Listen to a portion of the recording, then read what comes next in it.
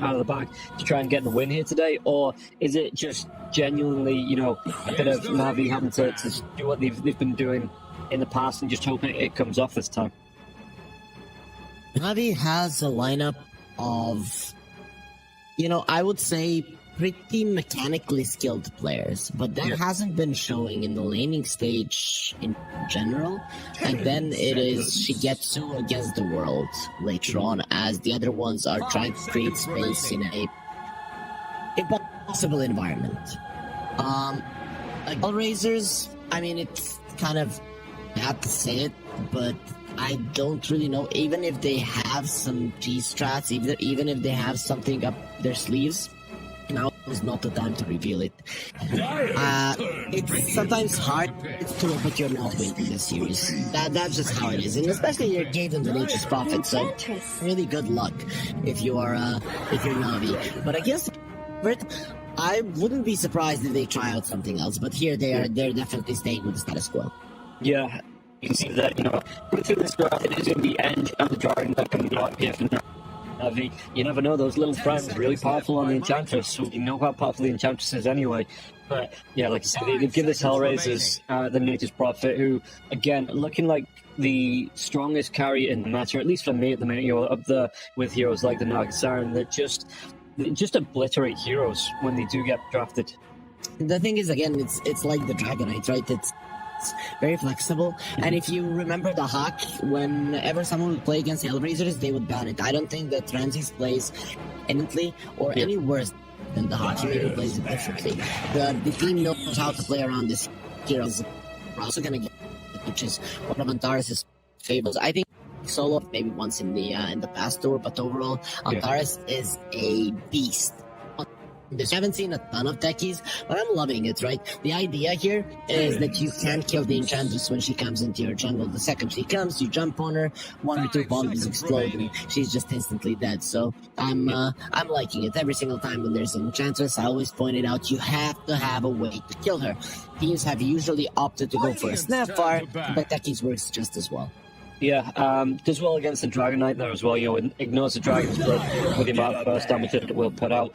Meanwhile, we see the ban, the OD ban. Well, someone's learned from a previous series here, watching up against HellRaiser. Kiyotaka not going to be able to get that OD, at least in this first match. And looking through, the Puck's going to be banned here as well as the Disruptor, the IO goes, Boomhammer, and the Rubik. So there's still the Undying that could come out. Clockwork still available here as well if you want to put that in the lane with the HellRaisers Nature's Prophet. Would you prefer, because it seems like HellRaisers, they might look towards that Undying more, do you think? Because the Clockwork and the Train kind of dropped out of favor. Well, Clockwork and Train, yes. Undying hasn't dropped out of favor, but when I first saw HellRaisers Christmas show, they weren't looking so good because they were giving solo the Undying all the time. Yeah. At the start. Now, when you see the Dragonite and the Enchantress, the Undying yeah, seem like a good one, but I'm scared for their lockdown. So something that solo might want to play is like a Jakiro. Things like that do come to mind as a possibility, because I'm not sure if the Undying is gonna be the best one. Laning wise is gonna be fine, but when it comes to keeping people in place, that is where you could struggle. Okay, well, we'll keep an eye out to see if they do want to go for that Jakiro, because that's been getting a little bit more popular as well. You know, the push potential, the tower damage potential there as well. This is a good hero at the minute, and teams do seem to be picking it up more and more, as the Doom will be banned out here from Na'Vi. So, HellRaisers, they take it with a Slark. Yeah, I don't mind that, because it's Slark, again, one of those heroes that if he does get a bit of momentum, can run away with the game. And it seems like HellRaisers just don't want to be playing up against it. It's going to be, I mean, looking at the bans coming out here as well, the Doom coming out, is that actually played by HellRaisers? I've seen a Doom come out for them just yet. Yes. They have played a Doom, and in that lineup, they have the Nature's Prophet and the Techies. They played it against one move, game number 2. Right? Okay. So they played something like that. At that game in particular, they played a position 5 Dragon Knight. So that is, quite interesting. Of course, this time around, that is not going to be a possibility. Okay. And on the side of Na'Vi, they're going to ban out the anti-mage. So again, one of those heroes that is starting to creep back into the meta, especially in the Eastern European region. Quite popular here, the anti-mage. But Shigetsu, you still have that Weaver comfort pick if you want to go for that. Something like the Drow Ranger as well. Do you think that's going to be more what Shigetsu wants to pick up here in this game? I'm looking at it. I just want a Phase Boots hero, right? Maybe a Battle Fury hero. So Ursa comes to mind as a good one, though no one really builds Phase Boots on Ursa that much anymore. The power treads are the best one, but either way, he does have a way to jump out of the sprout. He does have a way, if he builds a Battle Fury, to cut through the trees, and with the jump, he can also kind of deal with the treants if they are blocking his path. So something like that does come to mind as a good pick for Shigetsu. So that'll get to find out. He's here. It's going to be a second one. And they pick up a hero themselves. So Na'Vi are not letting HellRaisers play what they know. But now maybe you can go for an Undying, because none of these heroes really kills the Tombstone.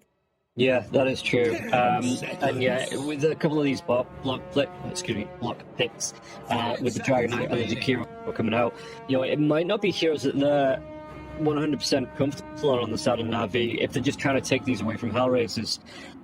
Dragon Knight is probably one of the strongest heroes in the meta right now, so you shouldn't really have any problems with that. And Jakiro did get that buff, so the extra Ith Path duration, being able to land those stuns a little bit more reliably there as well. It's not, the two heroes in the world that are the most awkward to try and play around. So Na'Vi, maybe not the first picks, but getting those block picks out with HellRaisers being very comfortable on these heroes. HellRaisers, they do go for the Clockwork. Yeah, they're gonna go for the Clockwork. They are definitely lacking on the lockdown, right? I was hoping maybe they go for a Bounty Hunter. They played that once with the Nature's Prophet, but yeah, nothing of the sort is gonna come through. They definitely need a way to keep people in place. And when you look at the enchanters and the Jakiro, they will build into a 4-stab, but until they do, inside of the cogs, they're just dead. It's gonna be the Zeus. Okay. So more burst damage to take down the Enchantress goes well against the Dragon Knight as well. Again, just be able to throw out the burst, the magic damage, ignoring the Dragon's Blood. Obviously, once the BKB starts to come out, it's going to have a little bit of a harder time. This Zeus, it's something a little bit different. Are you assuming this is going to be the... Yeah, it's going to be the mid lane. Yeah. There's no catch. You have to get something that's going to catch him now, right? So, and Emperor comes to mind as a possibility for them, but they're gonna go for the Pango. Okay, that is again not a hero that instantly jumps on the Zeus. If the hero, the Zeus, gets a chance to just move a little bit away, that is gonna be a problem. So I'm kind of surprised that Na'Vi went for something you cannot constantly chase, or maybe catch from afar. So like this change, you cannot jump away from that one, because to use the heavenly jump properly, you have to be moving you jump and you're moving in. If you're in place and you use it, then you jump in place, right? And I've done that a few times. Yeah. means that that's going to be a problem against the Jakiro, if there was a route or something along those lines. So I'm not the biggest fan of what Navi just went for. Do you think then that they might be relying on the Dragon Knight to engage, so not going for the Meteor Hammer, just straight into that Blink Dagger and looking to get him active around the map? Look to get the jump onto like the Zeus and the Prophet? Meteor Hammer, because you are the only one that is pushing early on, and usually we're seeing the Dragon Knights be a little bit more greedy with the Meteor Hammer. You're essentially somewhat thinking then you can get the Blink Dagger at the beginning as well. Considering that the Pango is going to be moving quite a lot around the map, would like to see a Meteor Hammer. It's going to help later on in terms of pushing out the wave. Mm-hmm. Okay, and we'll see what he wants to actually build into there as well. So, looking at it, HellRaisers is more than likely looking for the offlaner, as we see the Centaur ban coming out here from Navi. Meanwhile, on the side of Navi, looking for potentially the carry, unless they do want to copy HellRaisers and run that Dragon Knight 1. But if you're Navi now, again, we talked about the Ursa, anything that builds up Battle Fury, the Phase Boots as well. The Ursa is going to be banned out, the Spectre there as well. So what's actually left here for Navi to pick up Fishigetsu? He still has to see the offlaner of HellRaisers, so I don't think he's going to be making a decision before that happens, but not a lot, right?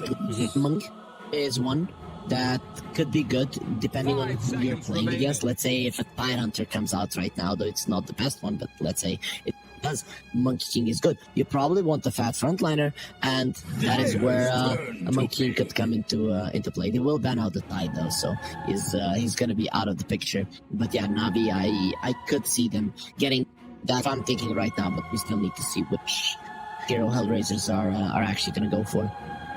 I wouldn't mind the Primal Beast. It's not banned, right? Because we've seen a lot of the Primal Beast being banned, but I wouldn't mind the Primal Beast here. Follows it with the Clockwork, and the Clockwork hook shots in. You've got that Onslaught to follow up. A decent amount of lockdown, something like the Pango. You get that Pulverize off on the Pango before he gets the Rolling Thunder going. They haven't played it, though.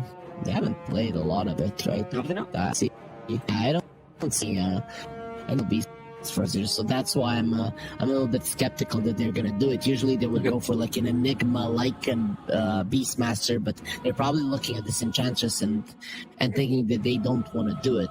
Though I wouldn't be surprised even if against that they're be like, who cares? Like, it and we grab the lane, then we're gonna be a nuisance later on. But as you mentioned, little friends there could come in handy, really.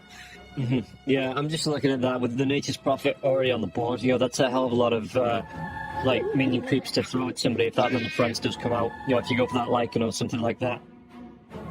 It is tough to say, right?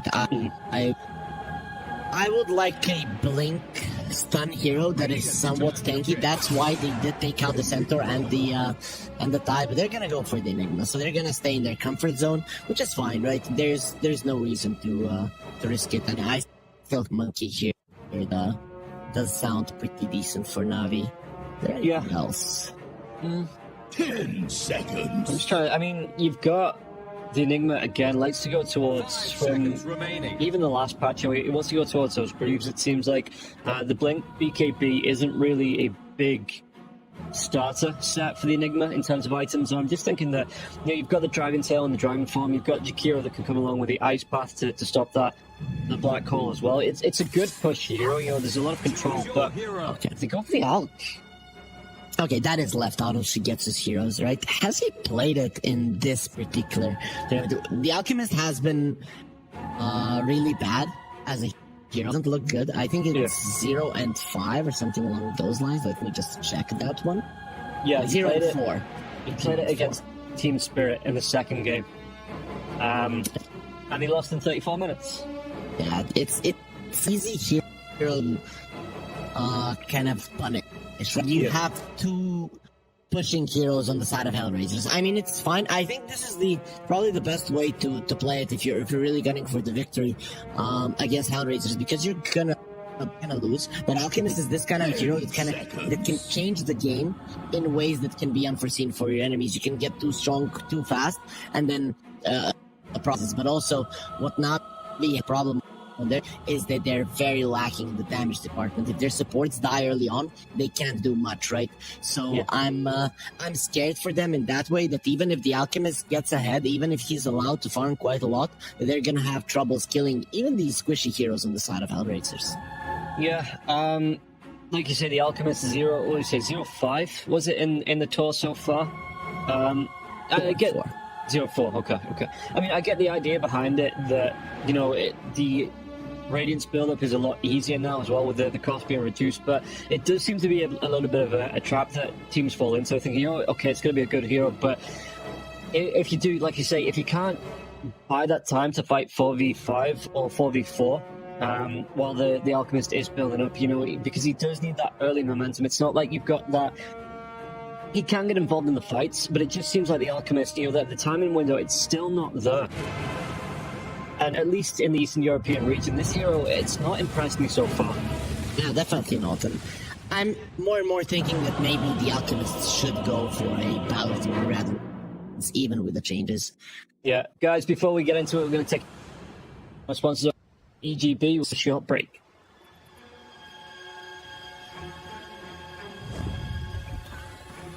Prepare to make way! Who made you captain?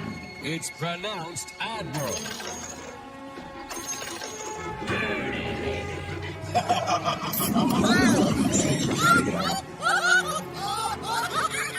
So, welcome back as we get into this first game of the first series of the day. We'll see here, it's all smiles on the faces of HellRaisers and Navi, looking a little bit more serious. They're not looking good. They need the victory either in this series or the next one. And here they're playing against all odds, so they need to be serious. They need to be focused. They need to be thinking. Even if they lose, they need to get something out of it. Yeah, speaking of the odds, you know, we're going to see here that HellRaisers, you know, going to be the favourites. Navi, it's a little bit longer odds than we're used to seeing here. Yeah, HellRaisers, EGB, like everybody, I think, backing them as the favourites coming into this first match at least. Hopefully the Observer will be showing us the Jakiro a little bit more, because this set, I don't know if you have noticed just how buff he is. I don't know how he can even fly with those arms that he is sporting. That is, people in the chat probably know which set it is, but it is way too buff. Yeah, it's actually, I've never seen that, like the body of that before. Well, I don't really see many Jakiros here. It's only just come back into meta, I guess you call it, and we don't see them down in 2K bracket anyway. And so there's going to be some damage coming out to Daniel. Daniel can get himself away from this one. The Still Breath will be coming through. There's going to be the back shot now as well. Onto the Enchantress. Enchantress going to be having to use that Fairy Fire. Chase down as well. Solo, the damage, it might be there onto Daniel with this lightning bouncing through from Zeus. And Solo will be able to pick up the first blood here. Malady, the body block's coming through now as well, but it looks like Kiyotaka going to back himself away from this one. So Malady, he can count his lucky stars and just flap himself away from that. Yo, did you see those muscles? There's no way that he's chasing on that one. Kiyotaka being a little bit greedy with the arc lightning, not skilling it up immediately, almost cost him the kill, and definitely cost him the first blood. So it was Solo that got it. I feel like he could have went for it earlier. Yes, it would have cost him a little bit more in terms of mana, but you would already have your bottle, so that's a little bit weird coming out from him. Yeah, and I suppose he got the assist on that as well, and I think the rest of the heroes he started to walk away, so he did get, well, he got some XP from it, already getting towards that level 2. On the bottom lane now, we can see that Answer's going to be able to get some D-wadding going here as well. Just looking to block that camp with his own body, as the Jakiro here, Yamari, is he actually trying to do the same with that D-wad coming out? It doesn't look like it, but the bombs, they will be dropped, and Malady's going to take some harass from this, and those level 1 bombs, they don't do the most damage, but they do stack up over time, so you do have to watch them when they're being dropped, and we'll see if Miro's going to be able to help. I mean, because what do you do, right? You throw maybe the Marcus over the top of it as well, for the chase down damage, but with those Eidolons, the damage really will start to stack up, so those two slows, the slow and stun, you really do have to be careful here if you're on that safe lane from Navi. If you're a Becky's, you don't really care about killing, you care about being super annoying. That's what your hero does. You have such a huge range, and the right clicks are your main weapon. Sticky bombs, they're a nice addition to the damage, and something that's going to be scaring the opponents into possibly dying if they get too close to you. But other than that, you're just right clicking here. Yeah, I'm just thinking that, you know, the sticky bombs are nice to get heroes, you know, and then it keeps them in that blast off range. So, you know, it burns through a lot of the regen as well. We'll see here Jakiro trying to chase down to Antares. So Antares maybe tries to get himself away. Only at level 1, level 1.5 here is Marty, level 2. So he's going to be coming in with the liquid fire. The bombs carry on getting dropped here though. Antares trying to play it away. Marty not going to chase as top lane. Ramses is going to be taking a couple of shots from Daniel on this Enchantress, but the cogs come out. Ramses is he going to be able to do the damage here now as well as the cogs bounce away Daniel. It looks like Solo just trying to get that harass out, but has to watch out for these impetus shots coming in from edge. So on the bottom lane, the idea of the techies would just block the camp, make sure that the pulls are not coming through. That's what you're doing to make sure that your Enigma has a good time. On the top lane, well, it's very hard for Clockwork and the Nature's Prophet to do much against the Dragon Knight. So this is definitely going to be a free lane for Malik, and it's coming out quite nicely for him, considering that he's going to get that Meteor Hammer, and we talked about the urgency of him getting his Blink Dagger. This is actually good, looking quite good for Navi. Yeah, and once he gets that Meteor Hammer, the trains, it's going to be a little bit harder for them to be effective in the lane. Obviously, you've got the micro to come out. It's not just like the creeps bottom lane, or the chase onto Mero. Mero to get himself away from this one, right back here. By that invisible, he might actually be the Jakiro. It is. Marty goes down, Antares with the blast off, like I say, keeping him in kill range, and it does eventually pay off once Antares hits that level 2. And Shigetsu just has to, being that melee hero up against 2 ranged heroes, it'll be a little bit harder for him here until that Jakiro's back in the lane. Definitely. He did buy the chainmail and the ring of protection, understanding that the right clicks are going to be super annoying from both the techies and the Eidolons. So Shigetsu's not going to be taking all that much damage, considering that he's close to 10 armor. Yeah, and top lane, again, the damage coming through here. We see the Dragon Knight not opting for anything in the Dragon. This seems to be where the builds evolve to now. Because earlier on, it was all about getting that early Meteor Hammer, as Daniel, it's going to be I mean, Solo might actually be the one to go down here now as well. The cogs do get dropped, but Daniel inside those cogs, going to be able to break away out here, maybe inviting Malik in, but Daniel, he's going to get pretty darn low. TP coming in from Ramses now as well. Can he get the kill onto the Enchantress? Enchantress trying to prance himself away from the danger, but one more right with the body blocks from Malik, and Daniel will be able to get out there. You're probably not going to be getting kills on the top lane, even though you're getting close, until your Zeus hits level 6. So that's what they're hoping for Kiyotaka to contribute a little bit in damage, and you know he's going to have it pretty much at the same time as Melodrill does. Yeah, and we'll see how the global presence is going to play out for the Zeus. Yeah, top lane Ramses though. On the kill to the Dragon Knight, the Sprout comes out, and Daniel, well, immediately Curry, my analyst, is proved wrong as 2 kills come out on the top lane, and they did that out of spite, you know. Yeah, I really didn't expect that to happen at all. I'm actually baffled that it did go that way. Melodrill is gonna baffle me again, given that he solo kills the Zeus. But to be honest, Kiyotaka did go slightly more aggressive than he should have. But on the top lane, I didn't expect that to go that way, because the Enchantress can take 1 crit, right? That's gonna be decreasing the damage of the Clockwork by quite a lot. But Solo constantly staying on them, and with the right clicks they do manage to bring both of them down. Yeah, and like you said, Kiyotaka maybe getting a little bit aggressive, potentially looking to get that 6 a little bit quicker though, because you can see how close he is, and it does end up costing him his life in the lane. Solo already now has the Tranquil boost. This is big for a Clockwork, because Clockwork, what you want to do is you want to go in, take a beating, go out, heal up, right? That's what the hero does. The Tranquil boots so early on, they're gonna allow you to do so. Solo really played that lane well, and I mean, getting the kill was that's something I didn't expect, but it's definitely gonna be beneficial for them. Does with the regen boots coming out for the Clockwork, is it a Boots of Burn build here for the Clockwork? You extra chase down, adds to the attack speed of Ramses as well. Is that something that you expect to come out for the Clock? I mean, if he's having an amazing game, yes, but overall, what I would expect from the Clock here is like a Glimmer Force, because those are definitely going to be nice against the Kiro. We'll see. The Dragon Tail just come out now. Daniel's going to get low, and Ramses, he's going to be able to pick it up this time. Well, it's the big Acorn chasing down.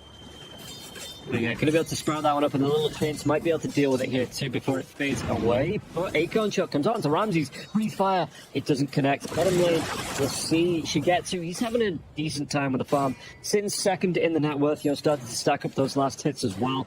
And it is with the Radiance build. It looks like the Alchemist is. The Black comes in the Sansa now as well. The rotation from Kiyotaka should be able to get the kill onto the Jakiro. Mero just looking to back himself away. Even the techies there to be able to survive through that. Usually the users want to rotate so as to not use the Thunder God's Wrath, given that it uses up so much mana. But he does have a regen, so pretty much he's calling out, guys, make something happen. I want to use my ulti, because then you're gonna get all of your mana back. Usually you want to keep that one up. 300 mana for the Thunder God's Wrath pretty much makes it impossible for you to continue playing. Yeah, and you can see here he is going to pop that away from the Jakiro here as well, so it won't be cancelled off. Just using it to farm in the lane. Malik here has got the Meteor Hammer. It will connect onto the Clockwork now as well. And Solo, can he get himself away from this one? Down is starting to stack up. The chase down. Daniel will get the kill. Tactics are just not gonna be good enough. And Malajul was the one rotating towards the top lane as well. He went through the enemy jungle. It is very hard for him to kill him. Okay, they're diving. She gets so they get the kill. Yeah, the Black Hole does come out there. It sets up for the kill. We'll see how many we do actually get throughout the game. And yeah, Mero, they know that with the Jakiro playing into the mid lane, they've got these wards down as well. They knew it was a free, if they could land the Black Hole on the Alchemist, it was a free kill because it would have been awesome to cancel it off with Malady not being in the lane. And they take full advantage of that here. Still, it's pretty nice for Na'Vi, right? They're going to protect the bottom lane still quite easily without the Black Hole. Pushing that one down is a problem. You're up against the Nature's Prophet if you're Na'Vi. You're expecting your towers to start falling, but that's not going to be the case. It is going to be Na'Vi that takes the tower first, despite a couple of deaths on the top, and they're the ones that are going to slow down the game right now so that HellRaisers cannot open up the map, and that actually benefits you. You have an Alchemist. You're going to be happy with that. Yeah, but I suppose on the other hand, you are coming up against this Nature's Prophet that's going for the Hand of Midas.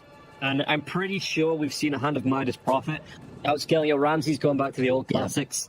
Actually keep pace with an Alchemist. Speaking of keeping pace, let's say Marty, he's going to go down as the Zeus does keep pace with him. Finds that pickup, even going to be able to find one of the camps here now as well. Yeah, you're right. Ramses, even when he was playing for Dark Side, he would play against Alchemist. The Jugger was pretty popular back then, and he would not care, right? He would literally show people how it is done, how you play against the Alchemist. You get a Midas, and you just outscale him. You are the ones that delay the game. So Dota has become weird and different than what we're used to like 3 years ago, right? And then Alchemists, you just let them farm and you still win. The stable concoction does come out from the Alchemist here. Onto Mero, but Marty is the this game as well. If you get the block up in, yes, there is. And that ice path doesn't connect until Antares does land. So, Antares is going to be on stable concoction. She gets through though, should be able to get the kill. Techies, one more right click. Anything, he's going to have the unstable concoction. Surely the chase down, he gets the kill, right? No way he's coming. Right? No, they're going to be able to bait this one, turn it around. The Sprout comes in from Ramses, Mero now as well. The Malefice, the body block from the tree, and Shigetsu. He's got that on the Chemical Rage, so he won't go down, but he won't get the kill either. Goblin Solo is taking some damage, but he will be fine as well. So in the end, nobody dies other than that Jakiro at the start of the engagement and of the bottom lane. And the second I saw the Alchemist didn't actually get on top of the techies with the phase boots, it was over. You're not getting him with the right click, and you might be going too deep in the end. Luckily for both sides, no one dies. Well, apart from Jakiro. Support, really. As the mid lane Kyo attacker is going to get gone on. There's going to be a drag back here from the Wildwing Ripper, and it sets up for Meljul to be able to secure that kill. Meanwhile, the bottom lane, that tier 1 tower should go down. And yeah, Marty not going to be able to get the deny here now as well. Ice Path into the unstable concoction. Mero, can he get himself away from this one? It will fly out, but it looks like Shigetsu gives up the ghost. Just going to go back with the acid spray here, trying to farm those Eidolons.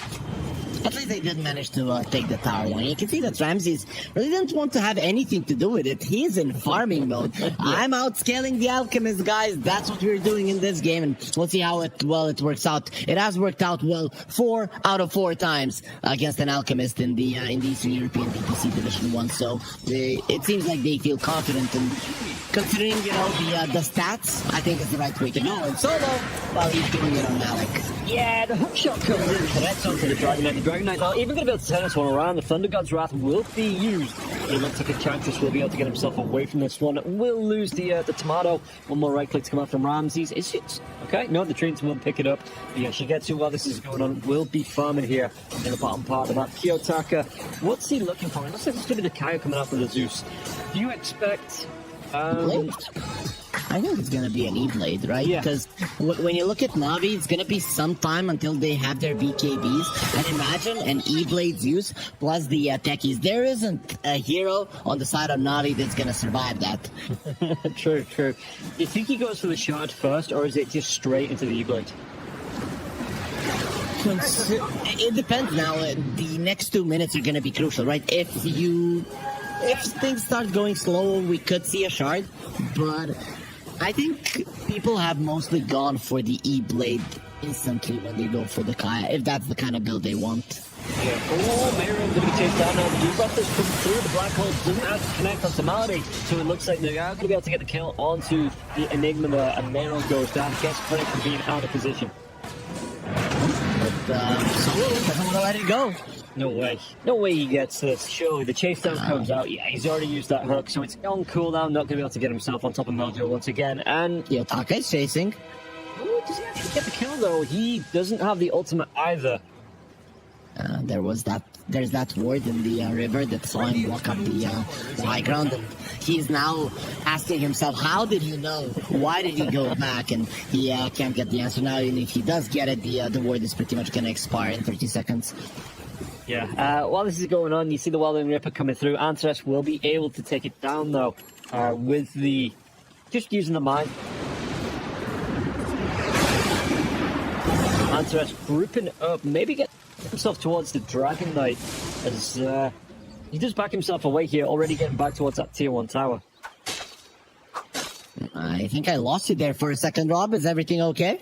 Are we back? Am I back? Am I here? Yeah, you're here. Weird. But we did hear the point in there. Every single time I see an alchemist, I'm hoping for a fast game. Like people are gonna be leading the jungle like this, like jumping on the tiers like this. Or at least this is somewhat faster. But yeah, nobody cares about the alchemists farming. It seems like the Riddle speed is just not what it used to be.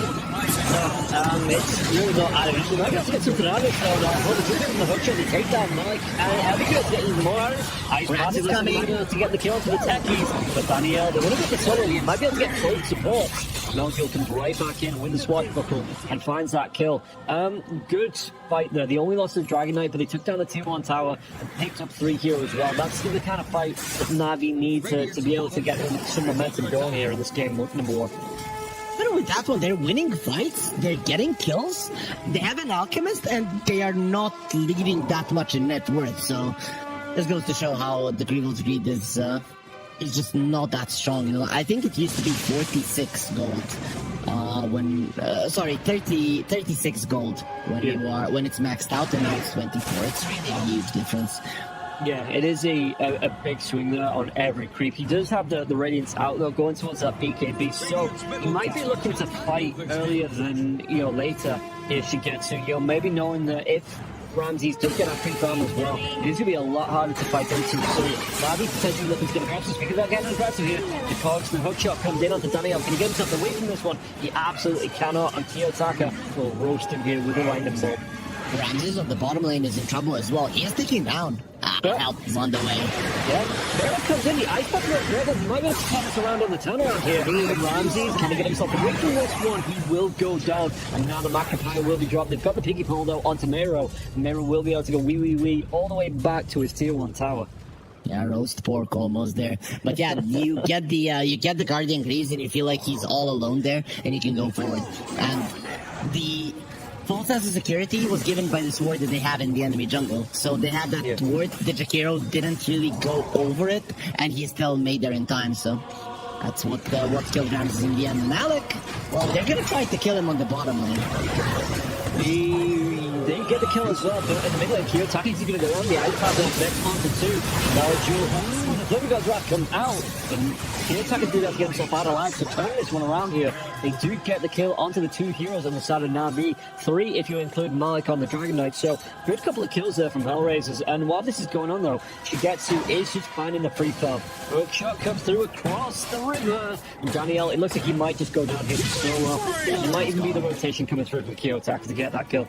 Oh, 4 heroes then just like that. You see what HellRaisers were trying to do for the entirety of this game. So they are not forcing fights. They are trying to bait Na'Vi into coming in 1-for-1 and using their mobility and their global presence to kill them. So the second that Zeus actually survives the attempt on his life and uses all of his spells, they turn everything around there with Zeus ulti, with Wrath of Nature, and everybody on Na'Vi just dies. And of course, HellRaisers, they have a solid chase potential as well with the Clockwork and the Techies if they haven't used their spells previously. Also, we talked about the Zeus and the E-Blade, but he did go back to the Kaya and Sange. This is something that we saw from Law so much when he joined Team Spirit, so Kiyotaka just wants to go deep into the fight and wants to be able to survive if he's the one that is engaged on. I think this is actually the right choice in the game.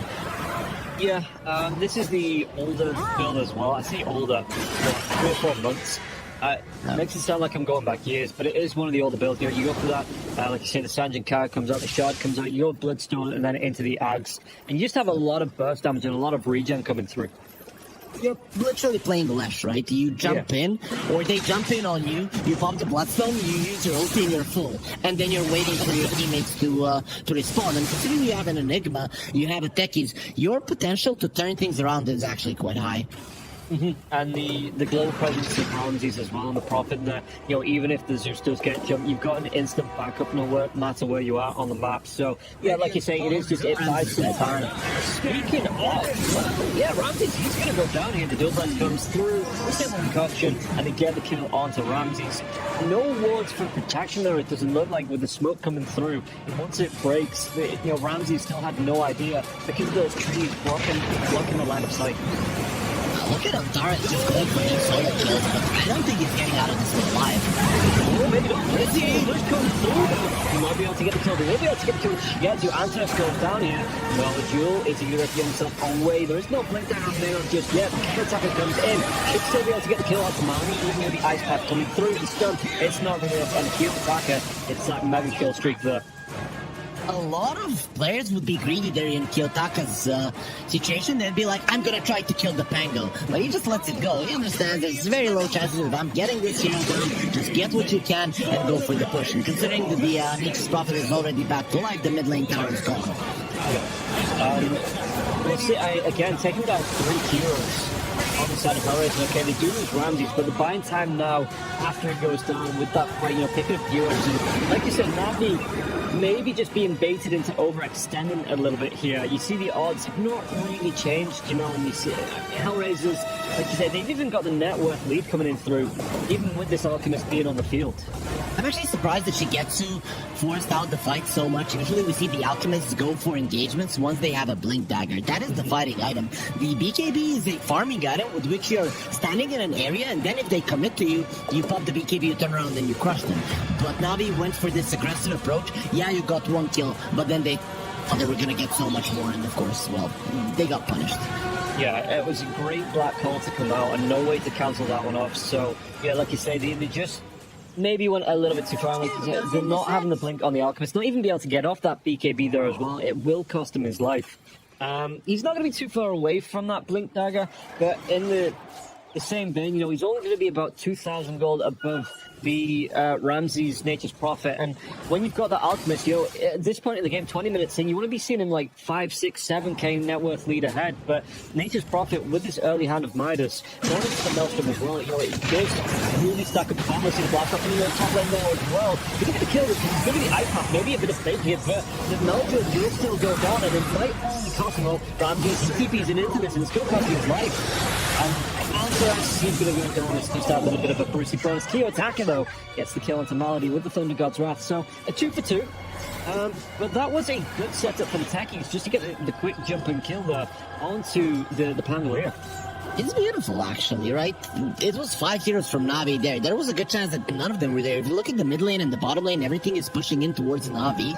So now they have to deal with that one. In the end, once their heroes are back up, they're the ones that are going to be allowed to make a move. And Navi are going to have to be dealing with the sideways to do anything, right? But, of course, that could have been executed a little bit better if he did use the BKB on the Nature's Prophet. But the response from Navi, at least, that was good. Oh, she gets to his BKB gets forced out here now as well. Solo though could come in with a hookshot if it's on cooldown in the next couple of seconds. No, there's still a really long. In fact, Clockwork, it looks like he used it and maybe got blocked. Yeah, he got blocked by the Enchantress creep. Oh, no. He couldn't get in with the hook shot, but it doesn't matter. This is what I was talking about. You do lose 2 heroes in the top lane, you gain 2, but you outpush the waves, and then you're the ones that are making the moves, which in the end forces the Alchemist to use the BKB and allows you to continue with the aggression, which is why HellRaisers are going for a smoke. Yeah, they're gonna have to get a jump onto the Enchantress in the mid lane, and that mine doesn't actually get the kill here onto the Enchantress. Enchantress, can he get himself a win? Midnight Pulse, it's not going to do some damage, right? Surely. No, it did. Randy gets the kill now. He might be able to take down Mero. He goes down in return, but they're going to give him the blue already. Both supports have gone. Now he might be able to turn this one around. The Alchemist will take the lead now. He might get the kill. He will. He's going to be able to take down Ramses and let's go down the back line. Melody will get himself a double kill. Might even be able to make it a triple here. So he's going out of mana. The single concoction comes in. Melody picks up the triple. The mid lane is the place where Navi want to fight because it's the lane that they can get to the fastest, right? In the side lanes, if there's an engagement and you're not immediately there, you'll die. So, but still, HellRaisers, there's so many things they didn't get in that fight. Mainly BKB on the Nature's Prophet and of course the Guardian Greaves of the Nature. If you get the Guardian Greaves off, maybe a black hole comes out. Kiyotaka is doing an unfair amount of damage. For Melody, he was just out pushing the wave. You're just forced to go for plays like that because you want to set up for future fights, and then you just die. It was 70% HP and easily got ran down.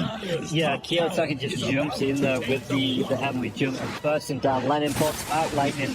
And Melody, he gets a diffuser blade off to slow down Kiyotaka. Thinks right now I'm safe, wiping his brow off like phew, I'm away. And then all of a sudden the Zeus pours down that wrath of the Thunder God, claims the kill, and Melody, there's nowhere for him to hide. Right now, the time for Navi's triple BKB is coming out, right?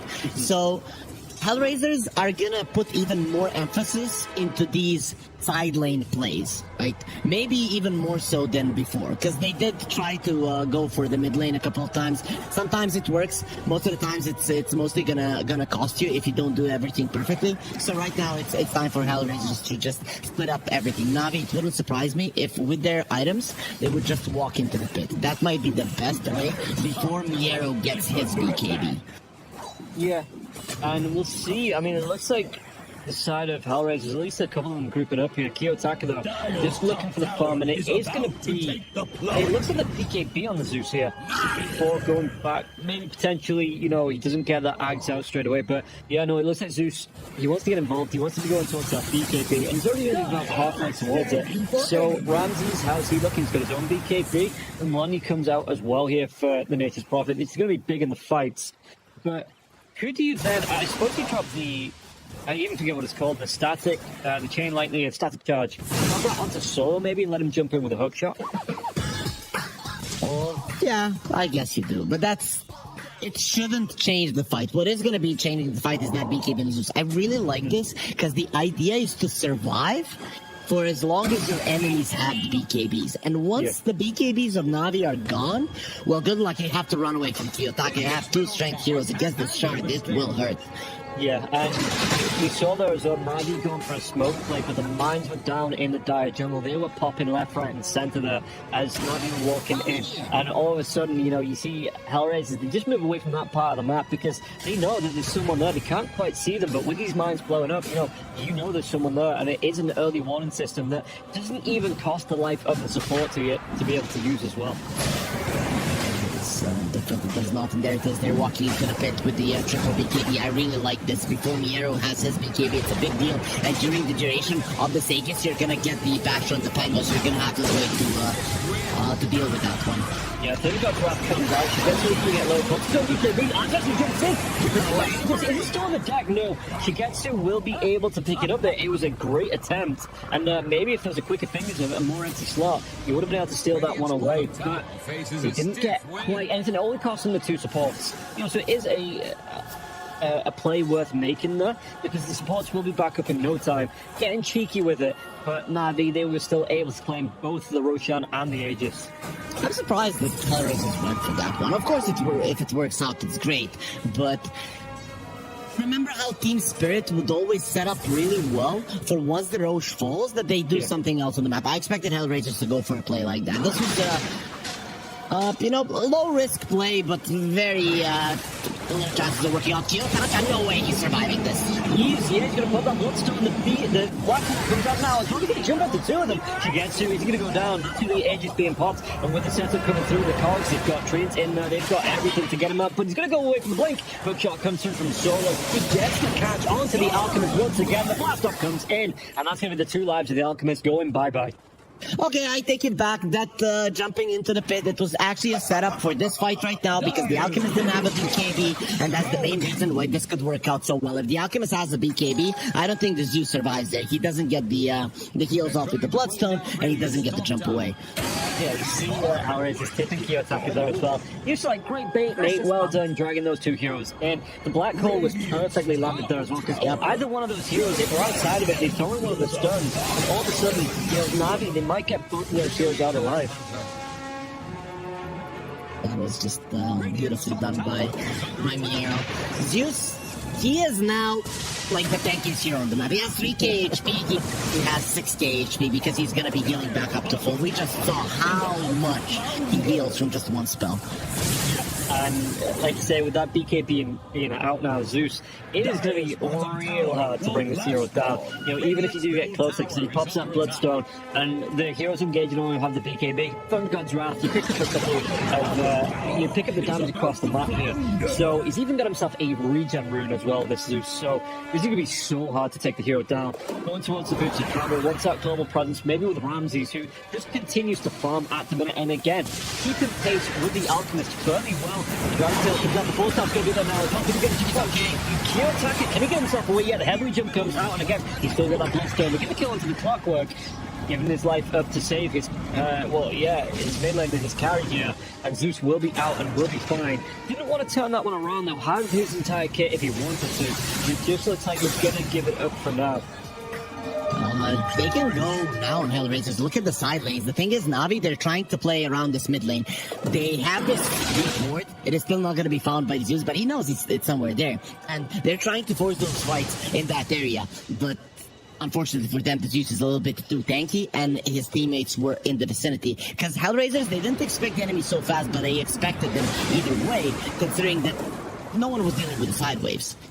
Yeah, and Daniel's going to be the one that gets chased down here with Tech. He's jumping, the mines are on the deck. Hex could, no, it's a thingy pole. Still thinking, I was putting on it and thinking it was a Hex, but Sprout's going to be here now as well. The right clicks from Ramses. Ramses, can he get the kill? Daniel, he'll be able to get himself away. The 3 points into the Nature's Attendants, the pipe protection there as well as the Fluffy Hat and Enchantress. He's going to be alright, gets himself out of this Kiyotaka though. Looking for Shigetsu, has to pop his chemical rage now. Unstable and Kochi, but it's out with the BKB from Kiyotaka. And again, look at the chase down. If you that's going to kill the Ice Path, it doesn't really matter because the BKB on the Zeus, and now they get the kill onto the Alchemist. Chase down with Daniel this time. The blast off comes through. They've got Kiyotaka close now as well. He should be able to get the kill, right? Right, the hook shot. Actually, Solo connects up to Anthrax and might have been to catch up there. With the rest of his team, they will get the kill onto Daniel. He goes down. But while this is happening, you've got your Dragonite split pushing and cutting this wave, taking the pressure away from this tier 2 tower in the bottom. So HellRaisers, they say, okay, we'll go straight to this tier 2 tower in the mid lane. Kiyotaka has been setting up for a kill there for a very long time, and in the end he finds an Alchemist. Again, the fight was just over like 40, 50 seconds ago, and he didn't have his BKB. And one interesting thing, if the Enchantress wasn't in the vicinity, that was a solo kill. He didn't need anybody to finish off the Alchemist. Yeah, no, it was a great chase down there from the Zeus, and like you said, I mean, so used to seeing the Zeus as being the one running away from heroes like the Alchemist when the Alchemist was popular, but the game's changed. The Zeus, he's a big tanky boy here. You don't think that got a great amount of damage to throw through. Even the right clicks coming through now because of that charge are effective against the Alchemist, and that chemical rage really doesn't do anything against the burst of the Zeus. Kiyotaka is a beast. This guy, I mean, we knew he was good in the previous tour, but he has been surprising more and more. And if he continues with this route and this consistency, he's going to be one of the best players in the world. It is just insane how well he's playing. Every single game, every single item, every single decision is on point. Sometimes he gets overly aggressive and makes a mistake, but that is what makes him so great, because in the future, he's going to learn what the problem is, how deep he can go, and he's going to get even better. He's not at his peak just yet. No, and that's the thing as well, that you look at it, really, to me, he's probably the best mid laner in the region at the minute. Yeah, it does look that way, really. It really does. Yeah, and honestly, it's not that much of a step up playing on the international. We'll see if, obviously with the roster change, how well HellRaisers will do when they get themselves to the major. But yeah, the way they're playing around Kiyotaka, enabling him on this on the mid lane to be, like I say, being that true damage dealer, being the one that starts the fights and looks to get the damage off first down heroes quickly. The synergy with the HellRaisers team, it is really showing up here in this tournament too, and they're benefiting from it all the way through. Okay, I think we should stop praising him right now, because then he'll make a mistake, and that's gonna be it. So let's not.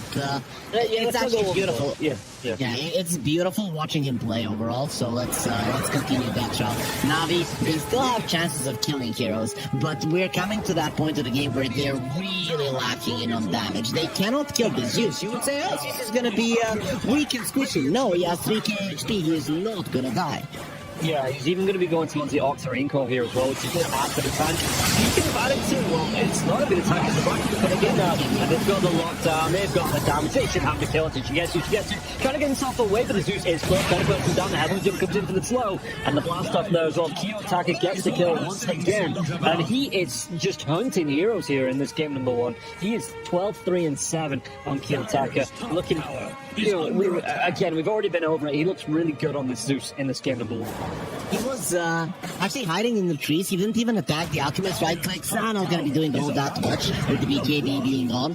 You can't do a lot. And he just moves himself away in a potential place where the Alchemist might run to. And he's waiting there, making sure that no one can come from that side to kill his teammates, but also making sure that if the Alchemist runs that way, which he did, that he's going to be there killing him. So very nicely done there.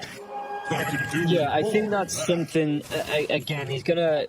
If he ever watches his cast back, this little segment, he's going to get a proper big head over this. But, again, positioning wise on the Zeus, if you are looking to learn positioning on heroes like this Zeus, you just watch this match, you watch the replay on this, and just track where Kiyotaka is positioning himself. You not only get the engagements, but like you say, play it safe when these fights are breaking out here. As we say that, the cast is close, will be effective. Kiyotaka, though, to get himself away from this one, the heavily jump up to the high ground. He's out of mana, but with the same from Mero, the BKB coming through as well. While that was happening, Ramses gets the kill on Miles in the bottom lane. He feeds himself into this and might be able to go for even more. The damage coming through, the chase down onto the Enchantress, and now it's going to be the kill onto Melody. They take down 3 across the map, and Ramses involved in all of it. Damage is just becoming apparent yet again. Yeah. Right? I think that even if they had 4 of their here, even if Shigetsu was with them, because Malik was on, he was dying on the bottom lane, obviously couldn't be there. But even if Shigetsu was there, you don't kill a Zeus. And it has come to a point in this game where HellRaisers, they can stand their ground in the mid lane. The second that comes, Navi don't actually have a play because they are not winning a fight. They cannot win a fight if they cannot kill the Nature's Prophet or the Zeus at the start of the fight. Considering their HP and also Satanic on the Nature's Prophet, their ability to do so if the enemy already it's not really there. Oh, look at that damage done there as well. The Zeus, I mean, everybody knows the Zeus is but he's going to be sitting about 11k higher than the attack he's. And, all 3 of the top 3 heroes in that all belong to HellRaisers here. Going to be able to mark himself right into this bridge pit. He gets a quick roast, get that shot out now as well. And, yeah, I mean, what can you really do if you're Navi? You're going to be looking to a smoke, but they're nowhere near this roast pit. Not going to be able to capitalize on that little area as everyone tries to leave it. And, again, and now the look at the difference in net worth between the Nature's Prophet and the Alchemist. The Alchemist should be up there right at the tippy top of the net worth, but it's going to be the Nature's Prophet by about 5-6k gold above the Alchemist. Nah, he's not even close. The way that you fight with Navi, you have to jump on either the Zeus or now you have to jump on the Zeus. Kill him with 4 heroes. There is not the Pango. Pango needs to wait for the black hole and use the Pango, but that's your Well, the jump comes in. You get a kill onto Solo now as well. Solo's going to buy back into this. He might even be able to get a kill if you get to. Can't put himself outside of that sprawl. You just have to wait for his death here. Ramses does pick it up, and now they may even be able to go into Malik, but again, Solo coming onto this. He's got that big Black Dragon form, so he's going to be able to get himself away from the Sprout. He's flying himself out of here on the back line, so to get the jump onto Daniel, and he will go down. One more, the bomb, anything the reveal. Thunderbolt gets the kill from Kiyotaka. Oh, shot to the base. They're going to chase that now as well. Dragon Knight will open the Black Hole now as well. It's going to be the swatch look. It's going to be iPad. Malik has to pop that BKB. Going to the back lines now as well, but the BKB here from Mero. Mero's going to walk himself away from this one. Meldul should get 2 buys back into this fight. Meldul, the roller pin will be wearing off now as well. Kiyotaka's used his BKB. He's still sitting on the front lines. Ice Pack will connect with that follow from the Alchemist. So concoction, nothing going to be thrown into Kiyotaka. So Kiyotaka just going to be able to back himself away from this one. No, they can't kill them. Now it's open that nobody is gonna die. You can see the start of that fight. You can see that the Pango didn't want to engage, so now they knew how they needed to approach the fight. They just don't have the strength. The difference in strength is way too big at the moment. Well, they might get this guy back here on the clock. What can he get? He take down Mero. Can he get one from this bomb? He will go down. That's going to be Aegis being popped. Kiyotaka. That BKB being back up. Izzy still within 30 seconds here. So they get the kill onto Ramses. Even Andre's going to go down. They're going to get a full 5-man away here. Navi, they're taking absolute hatred with her statement here. They wiped the entire team. Very weird that HellRaisers did go deep there. They could have just stayed in the base with the Nature's Prophet in front and pushed, but they decided to die. Yeah, well, it was probably a moment. Let's see if we can do it. Well, yeah, you have gotten your answer. I'm not sure if this changes things completely. I'm trying to look at the items of the Alchemist because he's the one that should be starting to do a bit more damage.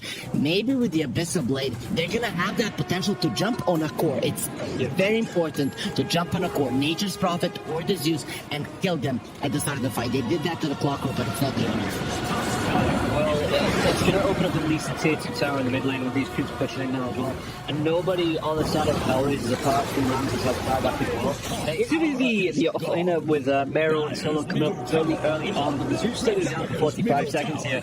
So we'll see if Navi, it's just going to be tier 2 towers it looks like that they want to go for. Smart approach. Push in all the lanes, make sure that you can make a play. This is very important. Alchemist has the Abyssal Blade, so he has a really good initiation. If he gets on top of someone, it's going to be very, very tough to get them into a safe position. If you look at it, there's only one Force Staff on HellRaisers, and there is a ton of stuns on the side of Navi. So now that the all lanes are pushed in, you could find that opening pickoff that might allow you to snowball on the potential that was given to you right now, if you know me. Yeah, they are going to be using this little bit of momentum to get what they can. They can't take down this tier 2 tower on the bottom lane, back themselves away. And it looks like they are just playing this as 5. You know, they've already won one fight, but Shigetsu had to buy back for it. So if they do lose the Alchemist here, it could be really awkward in terms of trying to defend the base. So it looks like it's going to be at least one hero playing close to Shigetsu at all times, making sure that, you know, they've got a way to maybe get him out of these fights if he does get jumped on. There is one thing that could change Navi's lack of damage, and that is the Aghanim's of Ujikiro. It is coming, right? So it goes through BKB. If HellRaisers don't respect it, if they make a mistake staying inside of the Macropyre a little bit too long, it could allow Navi to win the fight, especially if Ujikiro hits level 20, but that's a little bit tougher. Yeah, we'll see how quickly. I mean, the Elk is getting towards this Aghanim surface, so he's with the accelerated speed that he farms at, it shouldn't be too far away. But again, it's whether he does get the space to get towards it. Because look at this HellRaisers, they want to start putting pressure on the map once again. The tier 3 tower on the top lane being contested. They've already done damage to the mid lane with those racks going down. Oh, Malady lost his Aghanims. It was on the curve. HellRaisers found it, so that's 3 minutes that you're not gonna have it. Oh, that's rough. Yeah, no, that is rough. Yeah, I thought it was coming through on Shigetsu. I thought he was the one building up because he's got that axe queued up. But yeah, no, the curry is going to be going down. And really, how do you buy this time for 2.5 minutes? Navi to defend this base, defend. It looks like HellRaisers aren't going to force the issue, not pushing out too much, going back, maybe finding the next items, maybe waiting for the next Roche as well. It could be at least 2.5 minutes away before they go for another pushing. I don't think they want to be waiting for that long, right? Yeah. So you're going to try to go for a pickoff and potentially force Navi into mistake, or at least get yourself better established in the Yeah, well, Daniel's going to get low. The hook check comes in now as well as the Enchantress push back with the cogs. And there is the pickoff that you were looking for. Yeah, that is a lot better. With this, now you can push in all the lanes and make sure that Navi at least are not getting any new items. Well, the Alchemist, he's going to be farming through, because he's got this ward down in the dire triangle, so he's going to feel secure there farming through this. He's got the Acid Spray, that was a big creep wave there as well. So Shigetsu, that is going to be flying out onto the Ags. Who do you pass this across to? Because Malik already has this. It has to be the Pango. Yeah. Given to the Enchantress, I don't think the Sproink really changes all that much at the moment. It could be a great ultra late game item. At this moment, the Enchantress just doesn't do enough in terms of damage. But Meliju, having the Aghanims, it does increase the damage output quite a lot, right? Considering that he has both the Fusel Blade and the Skull Basher. Again, it looks like HellRaisers are just waiting for this next Roche. They are giving the time and space for Navi. In fact, Melody's courier, it's going to be within 48 seconds, so not really punished for losing that Ags. And once it's back in the base, this is going to be 40 seconds away here, and that damage will really start to amplify on the Magnify. That push of the base of HellRaisers, their dive, it really did cost them a lot. They should have ended this game. Now they're getting into ultra late game territory where there's going to be a lot of items that you have to think about. So I don't think they're too happy about it. The good thing for them is Nature's Prophet has his level 25. So your split push, your ability to find one hero, two heroes stranded, has increased quite a lot. Well, they might be able to get the jump onto Maori here. Maori can get himself away. I say they. It looks like it's just going to be Kiyotaka with the haste rune getting aggressive here. The rest of his teammates were away, so if he did get caught out, I mean, he still had that BKB, the Bloodstone, active there as well. And you even throwing it out tips, well done, but you got yourself out alive, and that's the minimum you could expect. They did use a smoke for it. How many? They don't have any smokes in the base? Wasn't that their last smoke? I don't like that. It looks like it was. Yeah, no smokes as far as I can see on the inventory. That's gonna make it a little bit tougher to get out on the map the way that you want. Having Mantle the Dragonite though, that's nice. Kiyotaka! Pops up BKB, might try and turn this one around. It's Malik now as well, trying to chase him down, but Malik forces out the BKB of Kiyotaka. Forced him now as well, Malik he gets himself away from the hook up with a different solo. I think the damage he might be able to get so the whack over. It catches onto him, it's going to be cancelled off now as well. Melju is coming with a roll to chase him down onto Mero. Mero, can he get himself away? He does away. It's going to say no damage. It's going to be stacking up. They take down Solo here as well. Navi, they're looking for the chase down, but Ramses in the Silver Edge form is going to be the chase down onto Kiyotaka instead. Kiyotaka, who's already used that BKB, 37 seconds away. Kiyotaka, he could go down now. The Dragon Tail, they get the start to Ramses. He might go down. Kiyotaka, he's not going to try to down as well. Antlers, he does try to jump in, but he's going to go down once again. I think they're all 5 heroes Navi. God damn, they might even be able to get. I mean, Roshan's up in 40 seconds here, so they've got a big window to double damage into the river as well. This is going to be a massive window for Navi. Buybacks might be more important to push out because then you definitely have a win condition. You're gonna be ahead, and this is the thing currently in Dota. You make one overly aggressive move when you should be ending the game at that point, and this is what could happen. And also that fight, it started perfectly for Nawi. What ended up happening is Clockwork's Force Staff was purged off by the enchant. I'm like, what's happening? Do they have a nullifier? Nope. It just happened so that Danielle, he did get the enchant off during the middle of that Force Staff. He just fell in place. At that point, HellRaisers probably should have ran, but they couldn't. Yeah, and look at this now as well. The double damage that she gets to with the chemical rage. She's got a decent amount of attack speed here as well. And this is going to be even on the lane of right. Specification will be used, but it doesn't look like HellRaisers need any buybacks here. And Navi, they've even got the Manta onto Malik, so Malik going to be able to push out in this Black Dragon form and do the damage onto all 3 lanes with onto these towers. So the buyback comes up from Kiyotaka now as well. Kiyotaka gets that BKB back up. Is he going to be able to push him back? They're going to be able to get Malthus though. The illusion onto the Dragon Knight. It's still going to be doing damage to that tier 3 tower, and it is slowly but surely ticking down here. was gonna be a buyback on the Zeus. He was beyond godlike. He didn't die for a very long time, and now he's one death away from losing the game. Navi, he's finally doing enough damage. They're also gonna get the Roche. They're gonna have an axe there. That means that every single one of their heroes, apart from the Alchemist, will have an Aghanim Scepter. So this is gonna be beautiful for Navi. They're very happy with how the game is going right now, and those damage issues, when you get to the later portions of the game, they just disappear. There's so many items in play. Yeah, and even if all the... I need to read up it. Even if all of the heroes have the Aghanim Scepter anyway, you know, the Alchemist, if we get into the, 46 minutes into the point where he doesn't have anything he can spend his gold on, it looks like it's going to be the Swiftling coming out here, and then I assume into a Moonshard to come out for the Alchemist here as well. And after that, you know, he's looking pretty much... He might go back for the shard as well. So, yeah, he can go right up to these 9 slots being filled here on the Alchemist. And then after that, start giving out the Aghanim Scepters to give the gold back to his teammates and, you know, really start to power spike them as well. We're still ways away from that. You know, the Alchemist, he needs some time to farm. When this part of the game comes, you need to be somewhat together if you're playing against this much global potential from HellRaisers. So he's not going to be getting all that much farm that we can expect. 5 Moonshards and the 5 Aghanim Scepters to come out. But the Shard, I do agree on. I think that is the one that he should get, because both the Dragonite or the Enchantress would benefit from it immensely. Yeah. Especially now, with the Danielle having not only the Aghanim Scepter, but having the Hurricane Pike here as well. It would just be like non-stop impetus. It wouldn't be a break in the rainbow line. It'd just be one long rainbow of attacks onto whatever target hero he finds.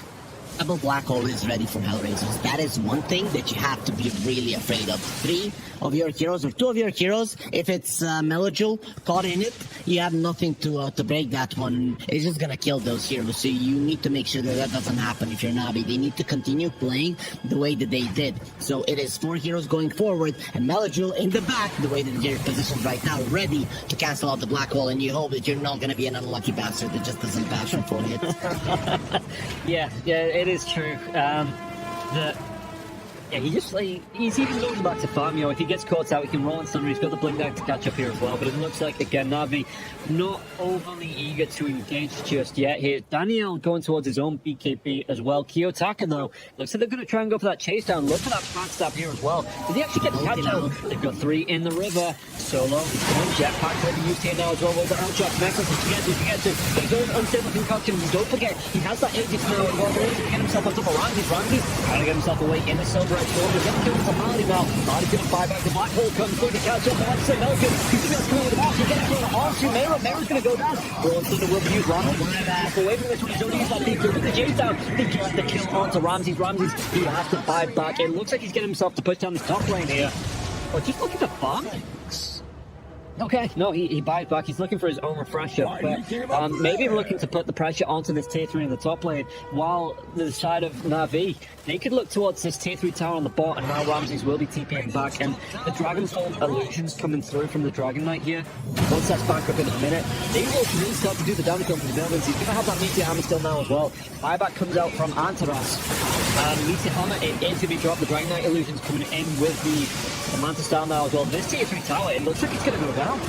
Nero made a mistake in that fight. He used the Black Hole over himself, and Melojul, he used the Swashbuckle. He didn't get the bash, right? He got unlucky. But the Enigma was not inside of her Black Hole, so he could blink next to her, having the Oxygen Core, having the extra range on the Distant Blade. He was able to cancel out that Black Hole, and that was it for the fight. HellRaisers lost that fight, and they're most likely gonna lose the game here. 20 seconds until... Okay, actually, they might respect this, Navi. Let's see how much respect they actually have for HellRaisers. Not a lot. Right into Kiyotaka. They're giving himself a concoction now as well as Zeus. As that BKB, they're doing trying to turn around. They're dealing scooping up the blast off. And Ucha actually connected to Andros, and he kills himself in now. He's going to kill Andros. Turns to Solo, excuse me. He did fight back in that last fight. She gets to trying to get himself away. Again, has that chemical rage? Is the damage going to be enough in 14 seconds? Chemical rage will be coming up. Just needs to buy a little bit of time. He should get to turn himself back. himself in. Aegis will pop. Ramsey's trying to stay down with this attack. Ramsey's going to get himself out. That BKB will be wearing off the first half hit from Daniel. Trying to chase down Ramsey's. Can he get himself away from this one? The impetus damage. Again, it might start to stack up, and Daniel has the BKB. So Keel attack is not going to be able to do the damage to him. So he can't comes out. The damage to the back row. The dragon is back. The Malady can get lost down. What's the damage down? Second down. Malady comes right back in. Mero. Another one. And they have the damage to blast off on the tank. He's trying to do the damage. Mero. He's trying to get himself out of this. Slow down Malady with the BKB. And it's got 7 heroes down on the side of HellRaisers already. Navi. All of them still alive. Coming into this towards the tier 4s. And the damage with Malik just coming through. Again, the Dragon Knight with the form has the Satanic of his own once again. 6 seconds before that is back up. Will make the tenant for backline. He was trying to be cute, get the kill into Malik, and Malik, well, the man starting to come once again. The GG will be called. They even finish it off with a kill onto Miro. It all smells for HellRaisers as not off this game. But it's a little bit more serious basis now for them as this game ends. You and me talked about this before we got into the program. We talked even with production.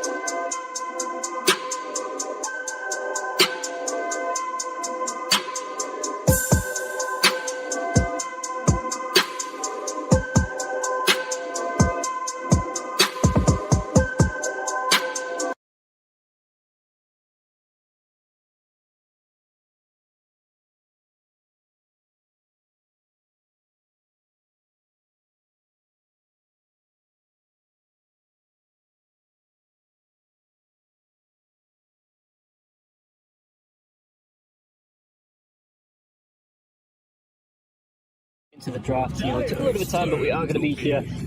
Looking at it, the Dragon Knight's going to be banned here from Navi because they want to first pick the Rubik. Okay, so the Prophet even gets taken away here as well. Those two heroes that Ramses does like. Meanwhile, the Brood and the Isle will be taken out. So HellRaisers, they go for the first pick on the Disruptor. It does get through this time, and incredibly popular here.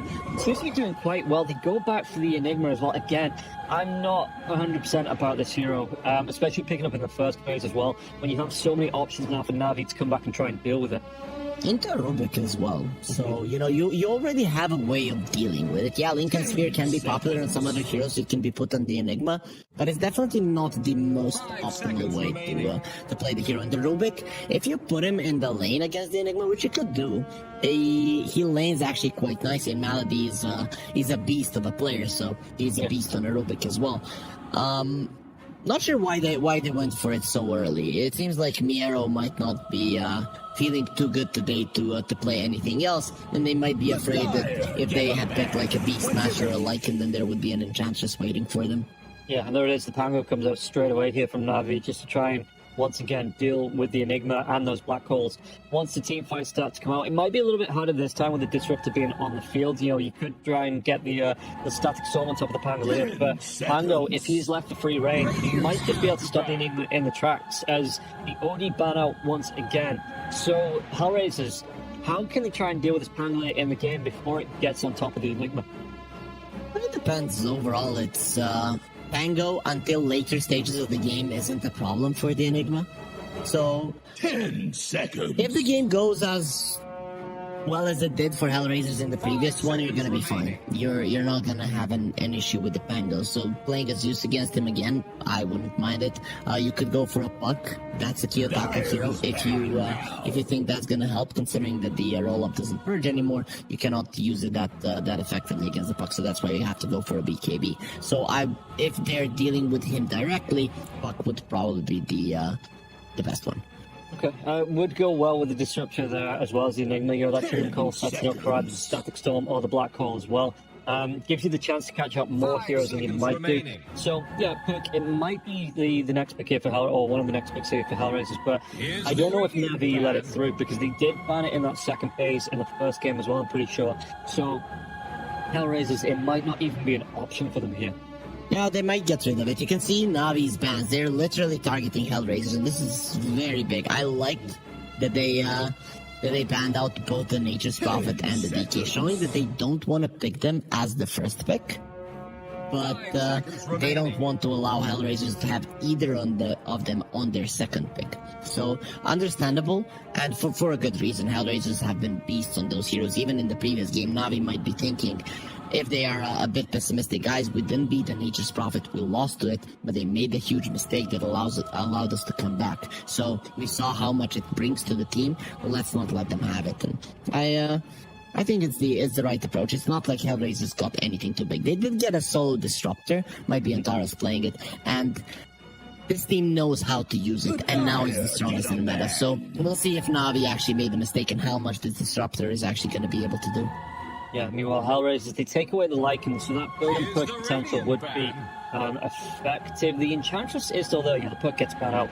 So Navi, if they want to go back for the Ench, it could be, it is still going to be available for them if that's the hero they want to go towards as well. And again, puts out a lot of early damage there. Has time for the carries as well, puts out a lot of harass. So we'll see if that's going to be an option for them. For HellRaisers, they want to ban it out because they ban out the Beastmaster, the Brood, and the Lycan. So those with the minion creep tower push potential heroes, HellRaisers just don't want to play against it here.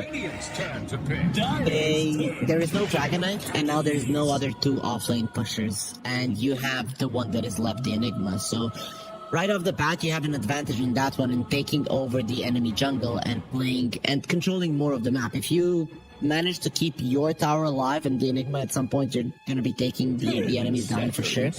That is a big advantage that could be capitalized on in the limit game. So that might be what HellRaisers are looking to do. Yeah, I like the ban on the Jakiro here as well for HellRaisers. Even before the BKB was coming out and the Pangolier had to be the one to deal with the Black Hole, we saw a good couple of ice paths coming across as well from, that can deal with that.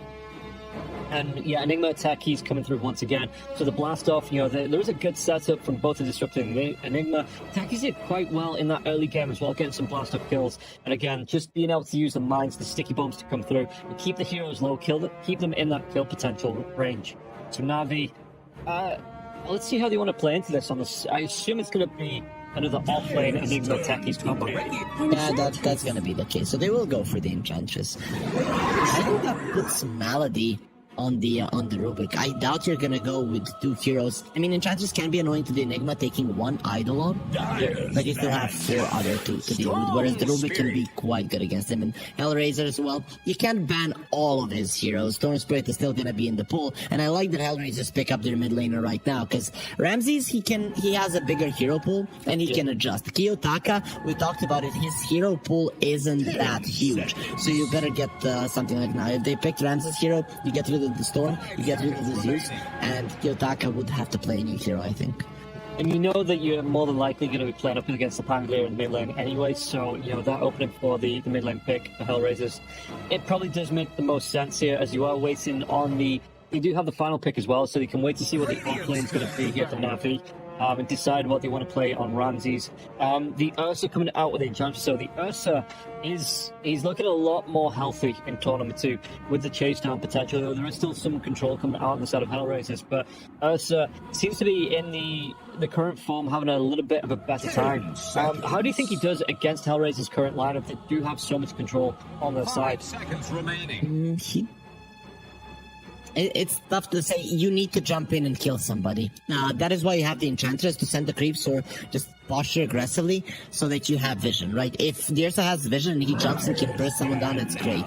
But if he jumps into a fight and someone gets saved, then he does really badly, right? Because there's mobility, there's tight potential, there is a lot of things on HellRaisers that can deal with him. So Na'Vi, I would want him to get some vision, right? But everything along those lines that is in the off lane is off the table. Yeah, and what's left of the Magnus Band's coming out here as well. Nagashan being taken away from Na'Vi, and the Doom straight away there. HellRaisers reply. So they go for the Centaur. So, Rubik Centaur combo in the off? Yep, so the hero that I've seen do best versus this is the Monkey King.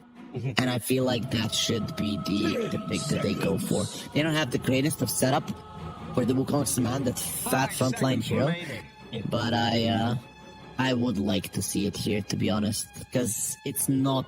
Then maybe you get an Enchantress to the face. Okay, now we have to scratch that, because you get your Jingu stacks and she purges them off. Yes. Not a lot of good heroes left for HellRaisers. Yeah, no, I don't see a lot of options that can stand up to the Centaur. You know, maybe potentially look for the kills, and they might be able to get a trade on like a stalemate lane here coming out. Terrorblade's gonna be... Oh, that's...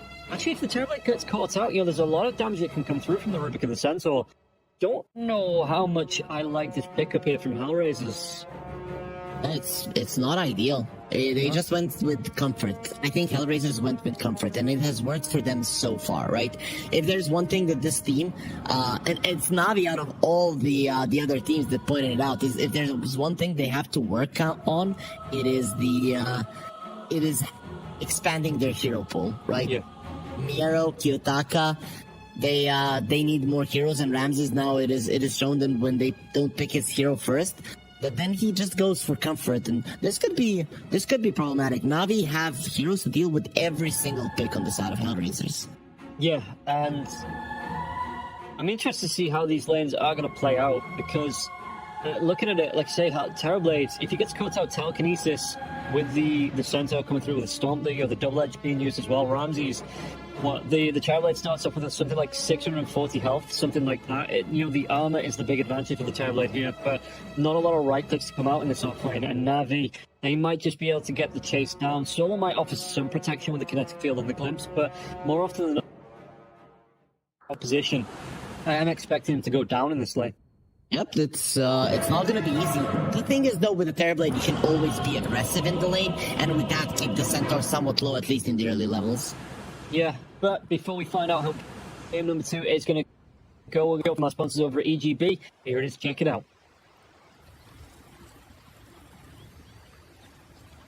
Prepare for battle.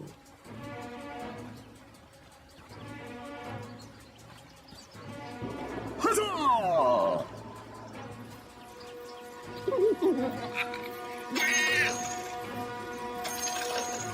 So, welcome back, and yeah, this time we take a look at the HellRaisers cams, and there's not so many smiles on the faces of the HellRaisers players here coming into game number 2. Yeah, well, I don't think they feel super confident about their draft. These are all comfort picks for them. That is important to state, right? But I would say that Navi aren't not on comfort heroes either. Melajul loves his Spango. Shigetsu, Ursa has been his best hero for the longest of time, or one of his best heroes. So they have pretty much everything they need. I think Navi are well equipped, maybe even more so to win this game than they were in the first one.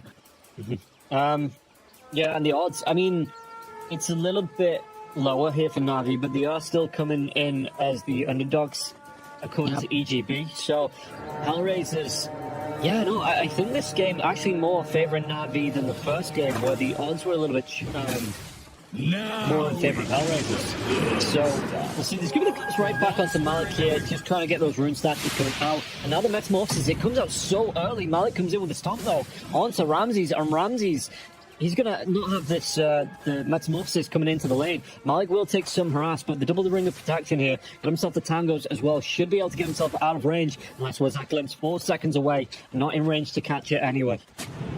Interesting that they went for a play like this. I think they maybe want to apply as much pressure as possible before they get those triple rings on the Centaur. But yeah, now you don't have it for 2 minutes. The meta is gone.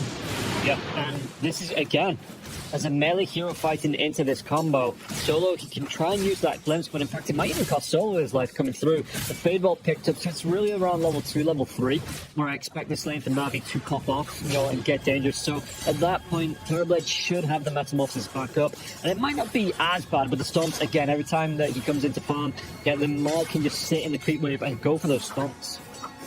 You need to make sure that Danielle and Malik are not together. You're seeing how Danielle is trying to hide behind the Centaur in the bottom lane. But yeah, looking at top, this is again gonna be a big annoying lane for Navi. Remember how annoying Techies was in the previous one? Well, that is not gonna stop now.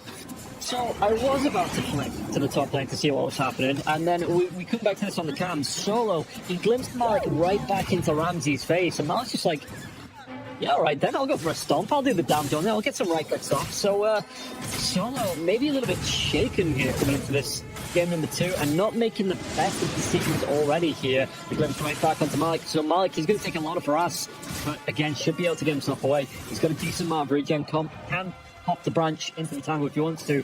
Meanwhile, the middle lane, again, Kiyotaka being the Storm Spirit coming up against Melajul as that melee hero. He should have a good time in this lane. Yeah, Storm Spirits always do well against melee heroes. Pango is a little bit specific because he can from afar get the last hits, but overall Kiyotaka shouldn't have many issues in this lane. Yeah, here we'll take a look. Shigetsu, he's having an alright time, just he's top of the last hits, getting some denies here as well. And how do you, if you're Mero and Antras in this lane, again, is it just about keeping them low, trying to keep Shigetsu in that kill range, or do you just play away here? Because Marty, he's going for the nature's attendance as well, so at least the heals will be in the lane this time.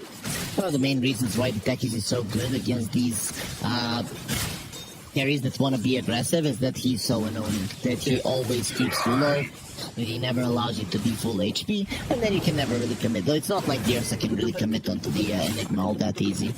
Well, I mean, yeah, there could be the slow coming out from Marty now as well as the diving from Shigetsu, but Mero, with the point into the Malefice, at least in the laning stage, should just be able to walk himself away from this one. While that's going on, Ramses once again pops the Metamorphosis. It's going to be about halfway through here, and Malik, how close is he to that Ring of Hell? Telekinesis into the double edge, into the storm. The damage flying through, the Fade Bolt now as well. Ramses trying to back himself away from this one. Down to 260 health, but Malik, he might have already synergies a little bit. Malik comes through the double edge, and the damage Ramses, he's going to go down to Danielle. He still gets a kill, and Solo is who he left on the lane. Danielle taking a lot of right, but damage coming through now. The Thunderbolt coming through from Solo, but Danielle with that full wand, he has the salve as well. After the Thunderbolt was off, and Danielle in this lane, Solo's going to be careful. He gets caught out by another Fade Bolt. Solo might go down. Denied. It's not the worst bottom lane for Ramses. Now he has the raindrop, so things are gonna be slightly easier.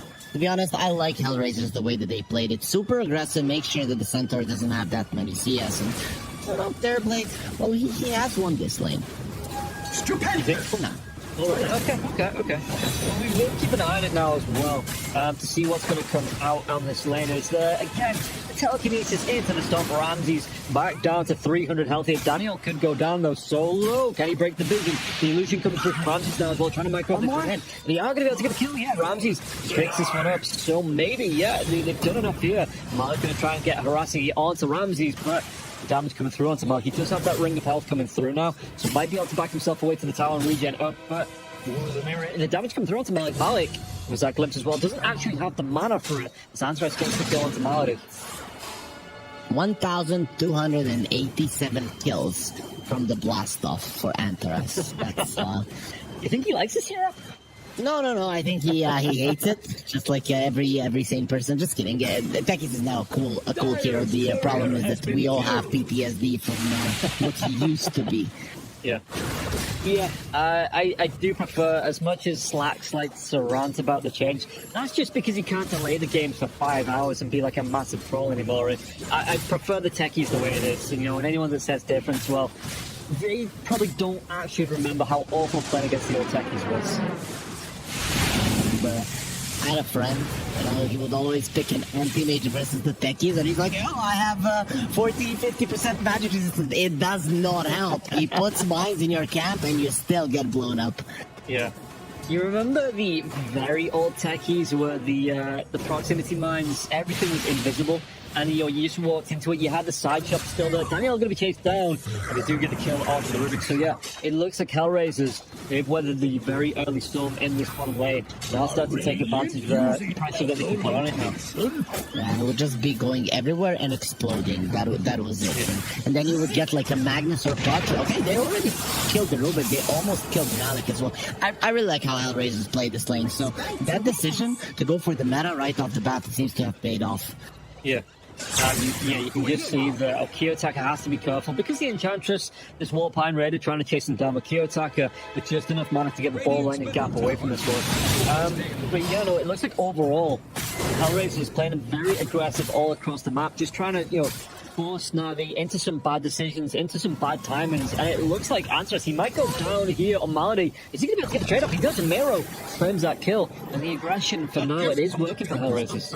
He wasn't expecting the reactive taser, and this is it. When you play the hero so many times, you know exactly what to do. You're usually going to be seeing the sticky bomb level 2 at that point, but he understands if I can bait him with this taser, he's probably going to die, and that is exactly what happens. And also, you have the acorn shot, right, or the seed shot, sorry, and you think that is that big damage spell that is going to allow us to get the kill, and again, you're the one to fall.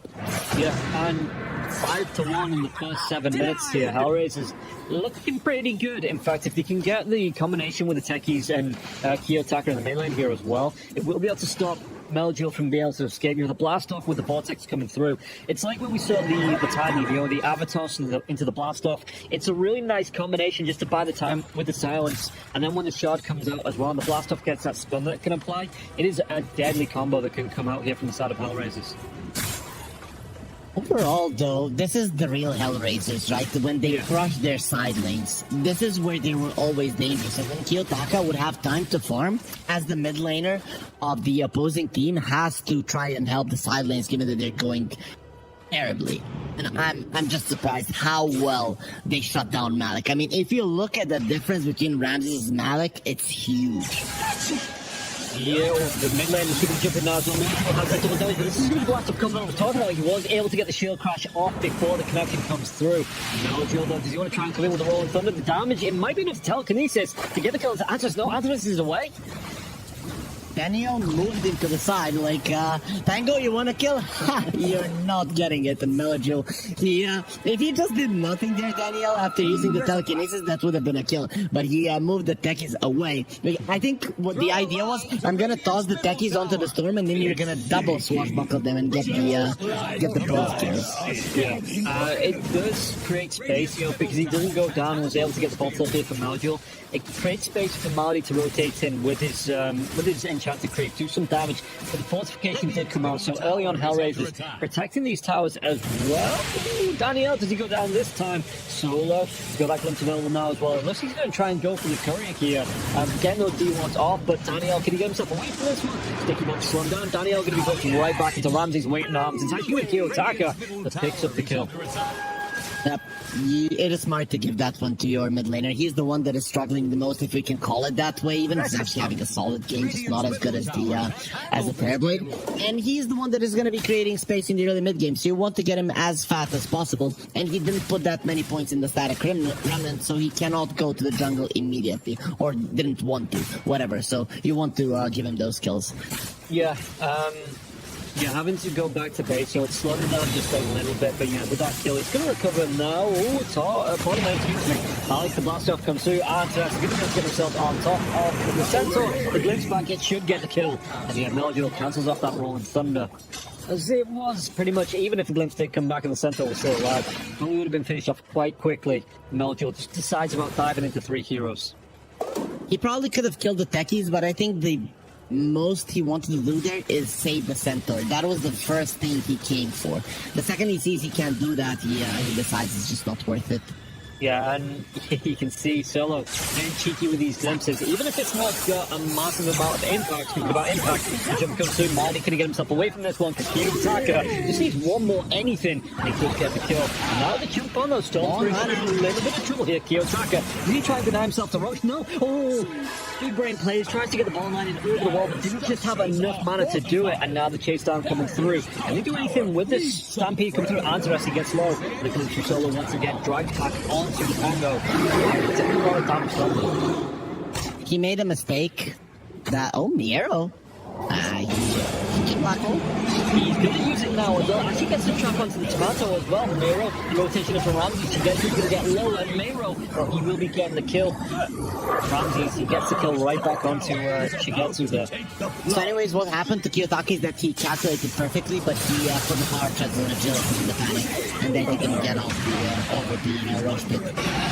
Does he get himself out of this one? He's got the full ball lining to get himself away if he wants to. He's going to actually do it on foot. Not panicking there, saving his mana. He'll be able to come back to these creeps behind the tier 1 tower. Tier 1 taking a little bit of damage as well from the siege, keep pushing in. It should still stand, will still stand, and Kiyotaka will just be able to go right back to the lane. So that's an extra dive onto the Enigma, the top lane. You did force out the black hole. The problem is that you lost the tower, and it was Ramses that took it. So now the top part of the map is completely in control of HellRaisers. That is what you should have been afraid of, right? Especially if it's the Terrorblade farming it. This is going to be some huge timings that Ramses is going to hit in this game. Yeah. We'll see another rotation here. Malik might be in trouble with the Storm's right. Yeah, Malik comes through. The Storm will be there. So down by the sticky bomb. Last one will connect now as well. So everybody else, he didn't even have the Stampede anyway. Was on cooldown for another few seconds. Answerers. He's going to go for the chase down to Daniel. The Malphite will come through now as well. The dive in. Yeah, they should be able to get the kill. Vortex drag back. Kiyotaka. Easy double kill. You can see how easily Antaras dealt with the mines. His proximity mines were stolen. And then the sticky bomb after that one. So he easily took the proximity mines down. Like, I know this hero in and out. You're not going to be using my spells against me. And then, well, the Rubik after that was an easy kill. And that was even a beautiful stomp coming out from the Centaur. Just considering how squishy he is, how bad of a game he had, every single time that a core rotates to him, there's a good chance he's going down. And now they had to.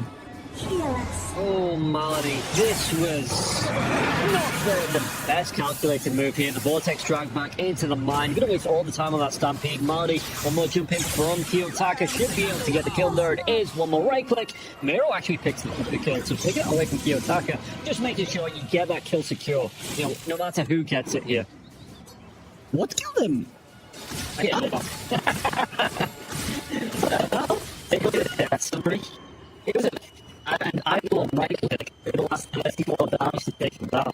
Yeah, for some reason I didn't see that flying through. HellRaisers, they're not done. They wanna go aggressive. Considering they lost the mid lane tower, it's not gonna be easy for Kiyotaka to go for kills once he's ready. And he's getting close to that Witchblade. So with the next black hole, with the next meta, we could expect HellRaisers to be playing around the mid lane to make sure that this tower falls. Yeah, Kiyotaka is going to get the pressure coming through. The Islands were doing a little bit. Shigetsu, if you want to try and make do it, I mean, Shigetsu's going to be going towards a battlefield. You're not going to be too far away, but I mean, it's delaying that coming in to try and help Kiyotaka with the ball lining away as well. Solo grouping up as that static storm. So Shigetsu will show as he looks to try and get this farm. We get that last bit of gold here to get to the Void Stone. The Glimpse comes back in as well to Daniel. Swashbuckle onto Meljul. Meljul. We're going to try and use that Rowan Thunder, and even going to be able to get the bottom for double damage. But again, it wastes a bit of the Ursa's time coming into this mid lane. I don't know, trying to push up for the fights. Because I've gone for the fight, the video thing is on the top of the Sentinel. And Meljul does the mid pops that double damage. He's going to be out of mana now as well. Yeah, that diffuser blade coming through. It looks like if he has the damage to get the kill, they will be able to take down Kiyotaka. Marty will pick it up. There was a TP coming in, but the second he didn't dodge that rolling thunder, they decided to stop that one. It was apparent that his life was going to be taken down. Still, I think this is not too bad for HellRaisers, even though they give a stronger core at the moment for a weaker one. The mid lane tower does fall, so once the Storm has his Witchblade, he's going to have the map open up to go for those pickoffs. Yeah, and okay, I have changed my tune on the Meteor Hammer a little bit, but on the Centaur, I still think you want to be going for the Vanguard. You're going for that flame gun for the bridge. I think the Meteor Hammer, I don't like it on the Centaur. I just don't. The thing is, you get used to it in pubs, the way that it works. Set anybody out of position just immediately dies to you. Yeah. And then you're used to it. You're playing around it. You are drafting around it. You know you want it, and even though it might not be the best one in the game, you're still gonna do it. So I do not dislike it, but in this game in particular, maybe the Hood would have been better because he's gonna be destroyed every single time. I don't think the Vanguard, considering how his lane went, would have helped him a lot because he's not gonna be dying to the Terrorblade now for the next 10 minutes. It's gonna be the Storm, the Disruptor, and the Techies that are killing him. Yeah, Kiyotaka, though, he will be getting that. It wasn't the fastest Aegis in the world, the fastest Roach take, but it was uncontested. Not looking to contest onto that. So, HellRaisers will be able to pull out an Aegis for Kiyotaka, which just makes these dive shenanigans a little bit easier, you know, a little bit more attractive for the Storm Spirit to try and go for these kills.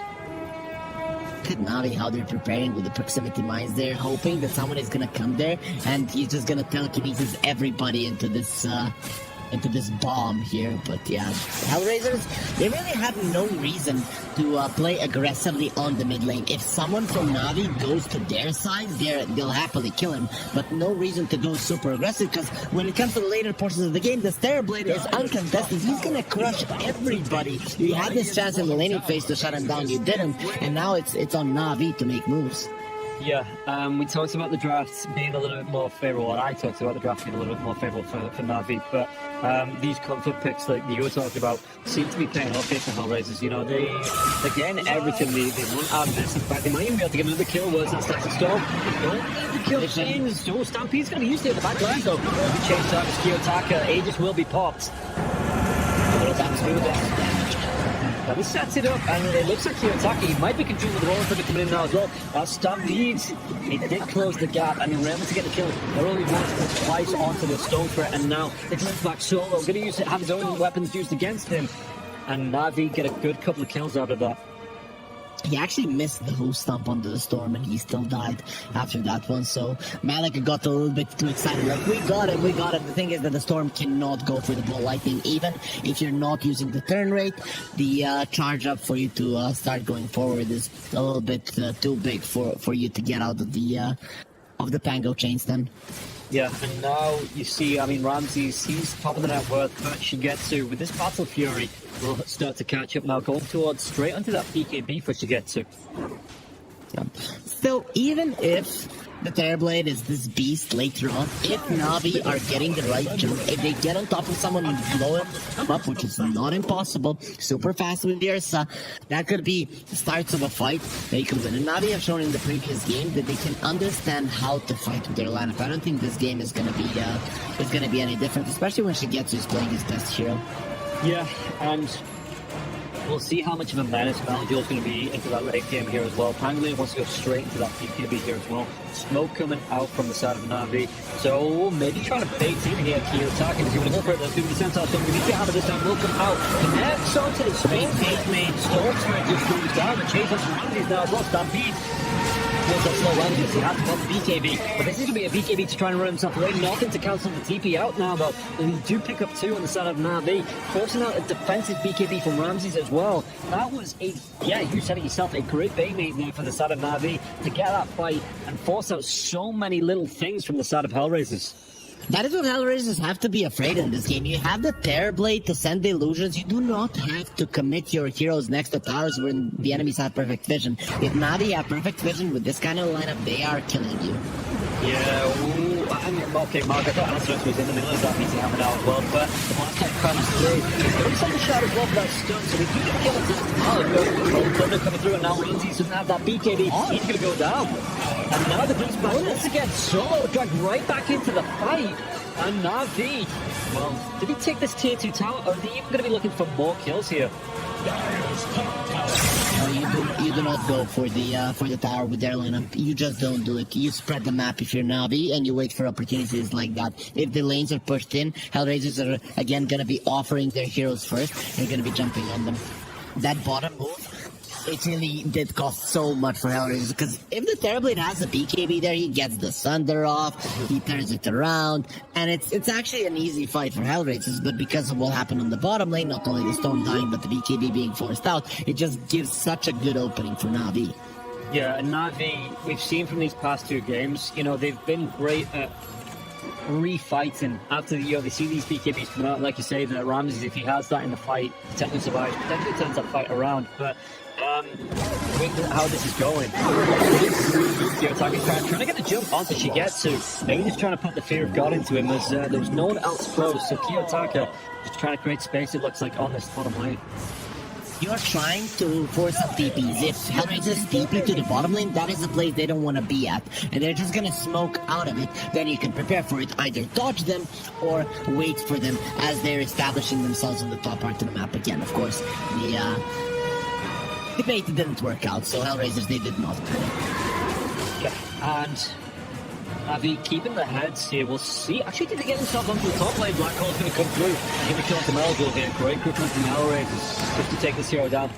He was being left alone. But HellRaisers, you can see 4 heroes grouping up in this top part of the map. And even the rest of the map for Navi to be farming up to, to get their objectives if they want to through the jungle. He's gonna know about this. How is he getting out of it? Yeah, okay, Kiyotaka just being able to get the ball line away as well from the meteor hammer. So Shentor didn't have the lockdown to get the kill onto Kiyotaka. Kiyotaka going towards that Sanding Kaya again. He wants that survivability on this hero. While this is going on, Terrorblade Illusions putting pressure onto the tier 2. The tier 2 getting really darn low here as well. Very smart move from HellRaisers. Now I think they understand how the enemy lineup works thoroughly, right? If they see us, we're in trouble. But if we go for moves like this, we go for a pickoff, we outpush the bottom lane, we know where they are, and then we can push, right? If we don't know where Navi are, we just go back. And Ramses, perfect time to just back himself away after the Storm has gathered so much hate onto himself. Yeah, look at the odds now from EGB coming right down for Navi. Navi over 4 coming into this game as it started. They've shifted slightly up for HellRaisers, so HellRaisers still the favourites in this game. But Navi being respected here from EGB, and those odds coming right down. Navi won the second rush. That is why they're going for the smoke. It is not only about the kill, it is about establishing dominance in this part of the map. You do you think of the jump in? I mean, Shigetsu's got that blink dagger, the smoke breaks, he blinks himself in, but he puts himself the wrong way. The dive in now is up from Daniel. He's got that ball line, so he's going to be able to find the telekinesis on Solo. Raging Storm will be used here to get the kill onto Malady, and Antras picks it up with those proximity mines. Antras, so slowed down by the Rolling Thunder. Melody will get the kill onto the Storm, but Storm even through with this meteor hammer now as well. It's going to be the stun long enough to get the kill to Antras. And Antras will fool a 45-second window here for Na'Vi. Maybe to get something out of this now as well. And Kiyotaka has to go for the jump away from Shigetsu. Not only that, they got a win in terms of killing heroes, but they got the Static Storm stolen by the Rubik. And the Storm Spirit isn't close to the BKB, he's not thinking about the BKB, he's gonna jump in and possibly die if he's not careful. I don't know if Solo saw it, but if HellRaisers are unaware of this, that could be a huge deal when it comes to a Roche fight. Yeah, and the 4 points into the Arcane Supremacy here as well. This could be massive for Daniel. Just being able to use that telekinesis to hold the hero in, or the heroes that get caught in the Static Storm. Because you've got, again, that storm that comes from the Centaur. Just like that. As they get the kill onto Nero, the Rolling Thunder continues to go. And Malady, he wants some revenge from going out in that last fight. And it looks like Solo is going to be his target. As Melody hits himself the double. Roche, it's going to be a quick one as well, under a minute before the big man is back in his pit. But they're not done with hunting Na'Vi. They smell blood and they want Kiyotaka. If he shows on this wave, he's gone. Yeah, she gets to might have jumped and might try and play a little bit base. He actually shot to the creep. He does with Kiyotaka. The storm's going to be there, and Malik, he picks up to kill Kiyotaka. I mean, we praised him so much in that last game, but he just seems to be carrying on getting caught out of position here on the storm threat game number 2. Melody will die as well on the top lane. You're not surviving this, but overall, Na'Vi are playing it really well here, catching the Storm Spirit. Other than him showing there on the bottom tower that one time, I think that was his only big mistake. Everything else was Na'Vi playing so fast, right? Kiyotaka did play with them, a little bit of cat and mouse in the bottom lane, but you're not always gonna get out. I really like how they set it up as well. Shigetsu, the second he shows, he's like, okay, so he's not hunting me to burst me down. Let me just go for the creep wave, but the Centaur is already there, and he had that ward that was giving him the false sense of security. Yeah, and Mike did go back to the pipe as well. So offers more survivability. He's got that plate mail queued up, and this would be really nice. And I think for Malik, offering that survivability, Melchul, he might not have the survivability. The jumping comes in from Kiyotaka, they got the charge down, got Stampede, but Melchul pops the BKB, but he's got himself out of this alive. Actually turns around with the Rolling Thunder, and that's that storm, like you said, he can steal it. He gets the kill onto Kiyotaka, even taking down Antares, and with Roshan being back up here, and HellRaisers being 2 heroes down, this is a big window for Na'Vi, especially with having an Ursa on their side. And they're starting to de-ward vision here, so they have perfect control. There's almost nothing the HellRaisers can do about it. They do have a Terrorblade, so those illusions can be a bit of a nuisance. But I don't really see Shigetsu stopping here. There is no reason to. No, the Storm Spirit couldn't buy back if he wants to, but Tech easily took it down for the next 18 seconds. Maybe looking for it. Does he have a blink as well? He does. Enigma might be setting up for this. You can see that Malik, they are playing. They're trying to play those body blocks down, so Ramses gets caught out. Ramses starts to storm, will be thrown onto Malik. Malik could have taken a lot of damage from Ramses here. The BKB will be running off. Did he even get the kill onto Malik? Malik, he's getting himself away, but Ramses will be able to secure that with a couple more life hits, a couple more right clicks. He's eventually get the kill, but that's the method that's going to be used. That's the BKB down now for the Terrorblade. And this might be an opening for Na'Vi, only losing the Centaur from that. It's definitely a win for Na'Vi. If you look at the lanes also, the bottom, the top lane, all of them are pushed in. Na'Vi, when you look at their heroes, they're not the greatest at dealing with the lanes, but they're doing a good job in this game in particular. It's not like HellRaisers are making big mistakes. It is Na'Vi understanding the strengths of their lineup and capitalizing on it perfectly. They did lose the Centaur there, but what I also liked in that fight in particular is how precise this Terrorblade was. Kiyotaka? No, not again. Surely not. They're going to be coming close. Shigetsu comes through here. Nino jumps himself away. Daniel's trying to get himself close here now as well with his own blink. But Kiyotaka just being able to use that mana to just fall himself out of danger. But now this is going to be Meljo. He's got that Basher up. And that Black Hole, I think we've only seen it once this match. It's going to be so much harder to pull off, even with the BKB out. Meljo, he can be an absolute nuisance if he's not caught. We're gonna have a 4 versus 4, right? The Enigma will be staying behind, and the Pango will be staying behind. And the only question is, do Navi get the right jump? And Kiyotaka, again, just one bash almost dies. Yeah, and has to just immediately exit there as well, popping that panic button. But it will mean that the tier 2 tower will be taken down here. HellRaisers not looking to defend this at all. Understandably so.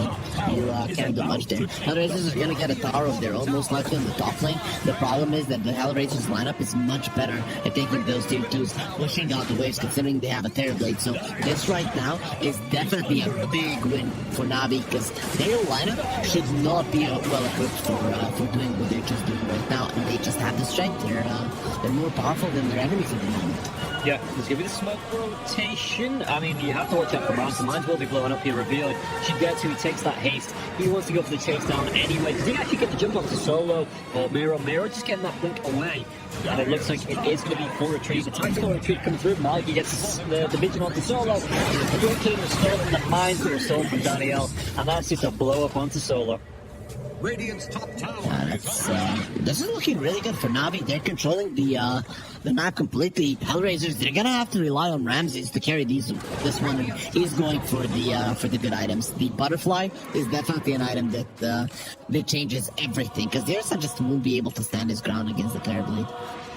No, true. I mean, Ursa though going towards the Abyss, so he's not going to be too far away from me. In fact, if they get a stampede coming through here, Maldi might be able to jump on Archer, he's going to get pretty down low. He's going to go down there. Ramses, he pops him with some boxes, but the moment time to come through here, he's so early. That's going to be BKB Miro. Really black hole, the back comes out to get to. And it was going to be black hole that was so controlled onto Ramses. Ramses, can he get the support? He absolutely will be able to, but can he get out alive? There's a serious 5 seconds now. Yes, it stacks up from the Ursa. They're going to be able to get 4. Can he get 5? The blinking for Shigetsu and Kiyotaka. He's out of mana. The telekinesis for the control. And that is going to be an amazing fight from the side of Navi. Still in the black hole, getting that control up even for a couple of seconds there. And they stack it up for 5 kills on HellRaisers. You can see a lot of good things happening there, but the second that you have to use the black hole and it is not on Melody, you have lost the fight. That is just how it is. This game you're gonna have 2 heroes that you're gonna have to go for, even though HellRaisers do a good job immediately canceling out that black hole. They just don't have the strength. Sunder gets used, he has 10 fewer strikes on him. Even with all of the armor in the world, that is gonna hurt. Yeah, and now he's got no buyback, 30 seconds before Ramses is back, and HellRaisers is going to try and do what he can to delay this push hit, but they're going to be losing at least a range Ramses, and yeah, Ursa coming in, he's actually going to dive in. Ooh, not far enough, has that BKB on cooldown. Aegis is still up for 40 seconds, but he has to be careful about this damage, and Navi maybe not wanting to repeat what HellRaisers did in the first game, so are going to back themselves when you have the heal from Maori, diving into Kiyotaka, just let him go. Do your best poison impression. I don't know what the character's name is, but just let him go. As Marty, he might just be the sacrificial lamb here. Well, the token is saved, but right back here with a glimpse. Thank you, Very. And you're How dare you not know? Listen, Tangled is the better film. Frozen, it's overrated, so I don't even care to know the characters' names. Doesn't matter that it's overrated. It's okay to know both of them. It's okay to know both of them. You just, for all of the little girls that are now watching Dota, they're all gonna be sad that their favorite caster just doesn't know the name of their favorite cartoon character. Listen, if you are watching, go watch Tangled. It's way better. Storm going in. That could have been dangerous. He's playing safe for everyone. Shigetsu, he self-teased him, had to get himself down with the earth kill. He goes back on to Danielle. Did he get the kill? No, he saw the ball behind him. He's going to be able to get himself away. The stop onto Ramses now. Well, Ramses, he's going to have the control to take him down. He's going to put his own BKB.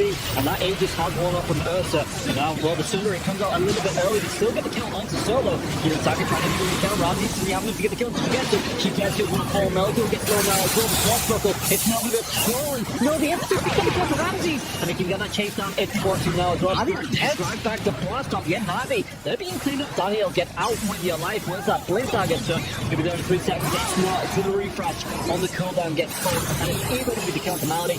Malady, he's wasting so much time, but in the end, it doesn't even matter if he will go down. Kiyotaka picks it up. What I don't know.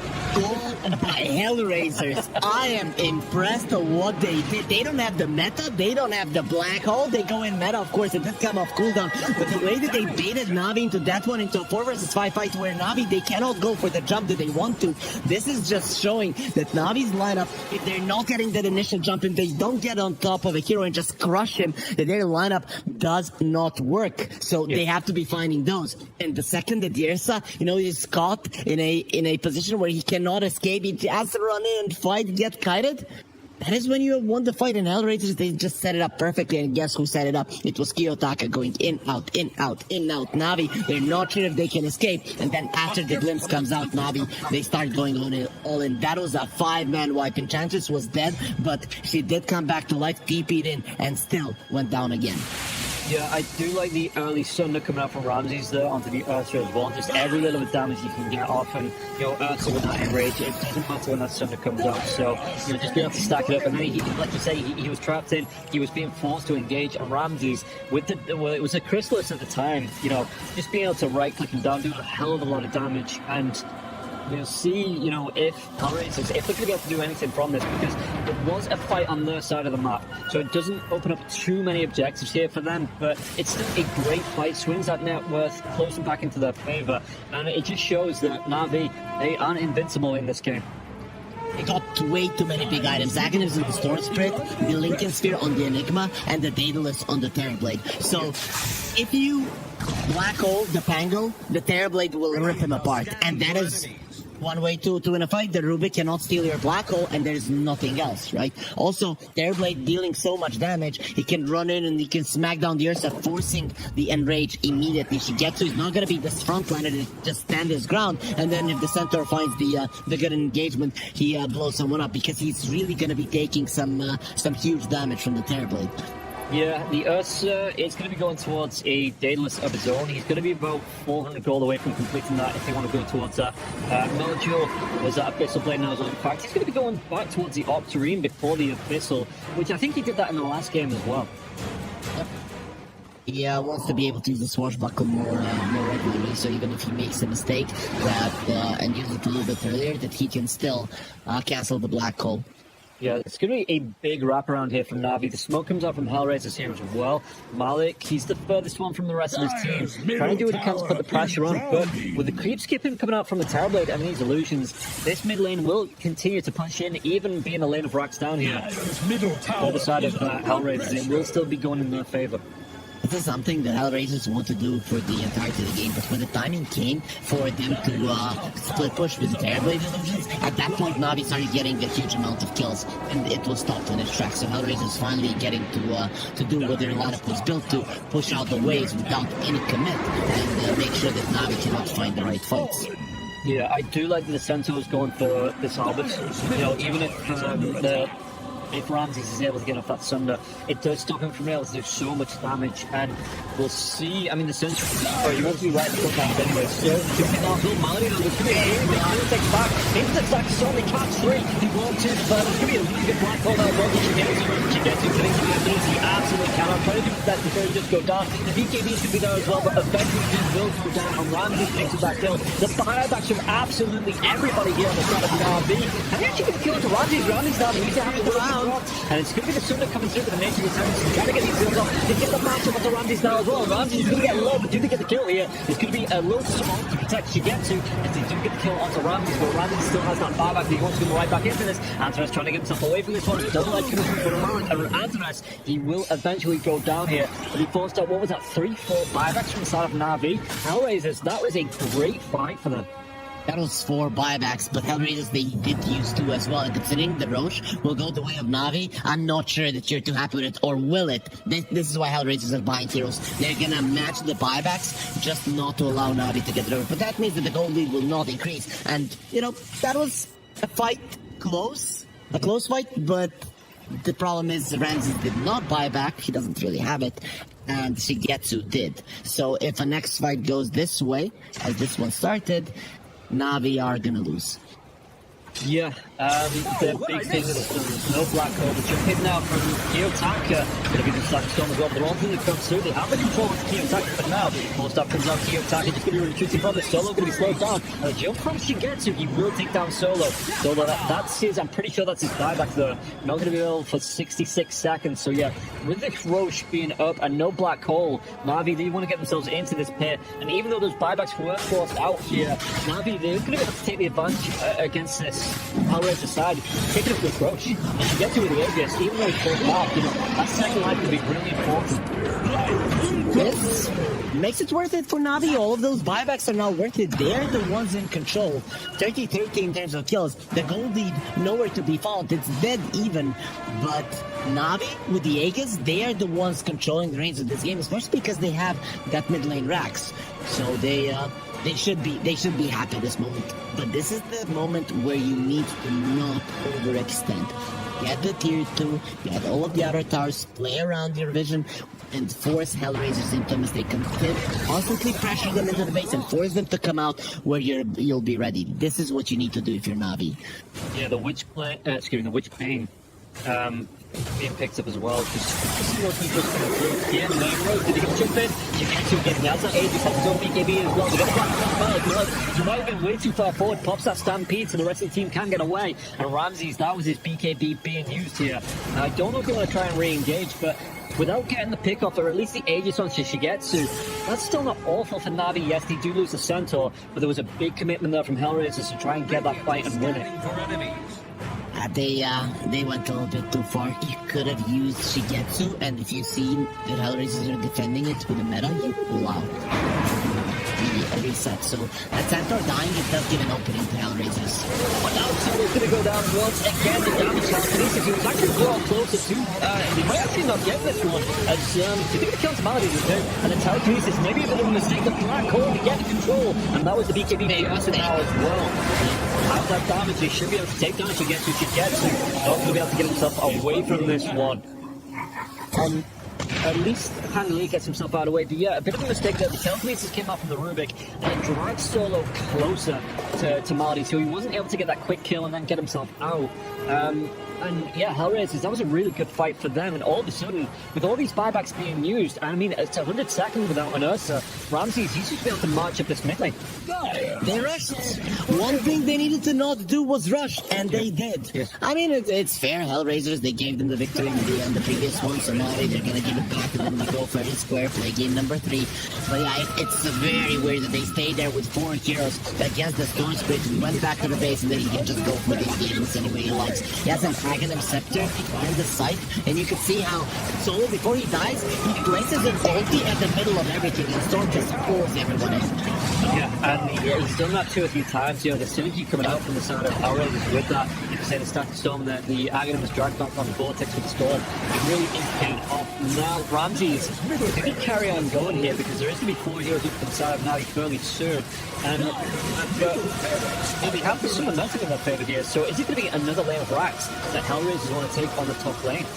For sure. There's no reason not to. Ursa is in 50 seconds. Without Ursa, Navi cannot fight. This is pretty much their only burst damage, their only way to jump inside them and kill them. And if HellRaisers just keep Ramses in front, he's not gonna die.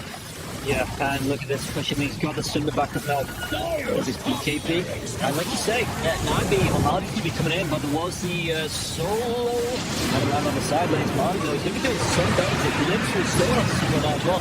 Solo's like he comes through. Solo, he might go guard here. Drops that Static Storm, he's trying to save his own life. Telekinesis will be used. While that's going on, the Royal Thunder will come through. Ramses gets pretty low. The Lotus will be there. Now Ursa, it's still going to be about 15 seconds away from the chase down. Drive back. Did you get the attack on the back line? If you can get handling with the drop back with the Vortex down as well. You might even get Marty off this as well. Melodor though, he pops that BKB, gets the stun onto the 10 lane. Oh, pretty darn low. Trying to get that BKB, TP out. Can he get himself out? He does. And now Mira is going to go L to get himself out as well. Antras will pay with his life. Melojule, he had the swashbuckle there. It was so close to him getting it off. You kill the Terrorblade at that moment, and it's a disaster for HellRaisers. You could see from the talent that the Terrorblade got, he went for the Metamorphosis duration, that they wanted to go for the push. But even with that increased duration, he's going to have it on cooldown now for a minute. And that is the timing that Navi are not going to want to miss. Yeah, this game, it's pretty much snakes and ladders, swings and roundabouts. You know, it's just up and down, back and forth. And yeah, if they'd have got that kill onto Ramses, it would have been HellRaisers back in hot water here.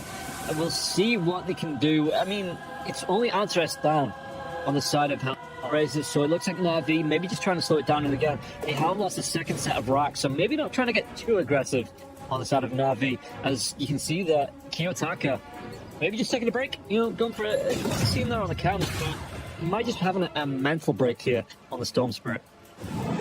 He's just so focused that he's not wasting, you know, in anime and, you know, those cartoons, he's not moving anything else other than the parts of the body that he needs, so that he's not wasting any extra energy. That is what Kiyotaka is doing. So his fingers are moving because he's using all of his oxygen to send it there. That's just how good he is. Yeah, you can actually target.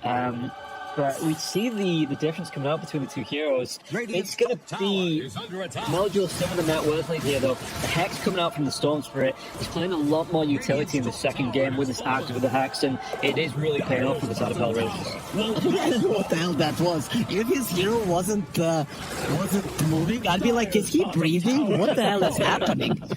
Okay, he is.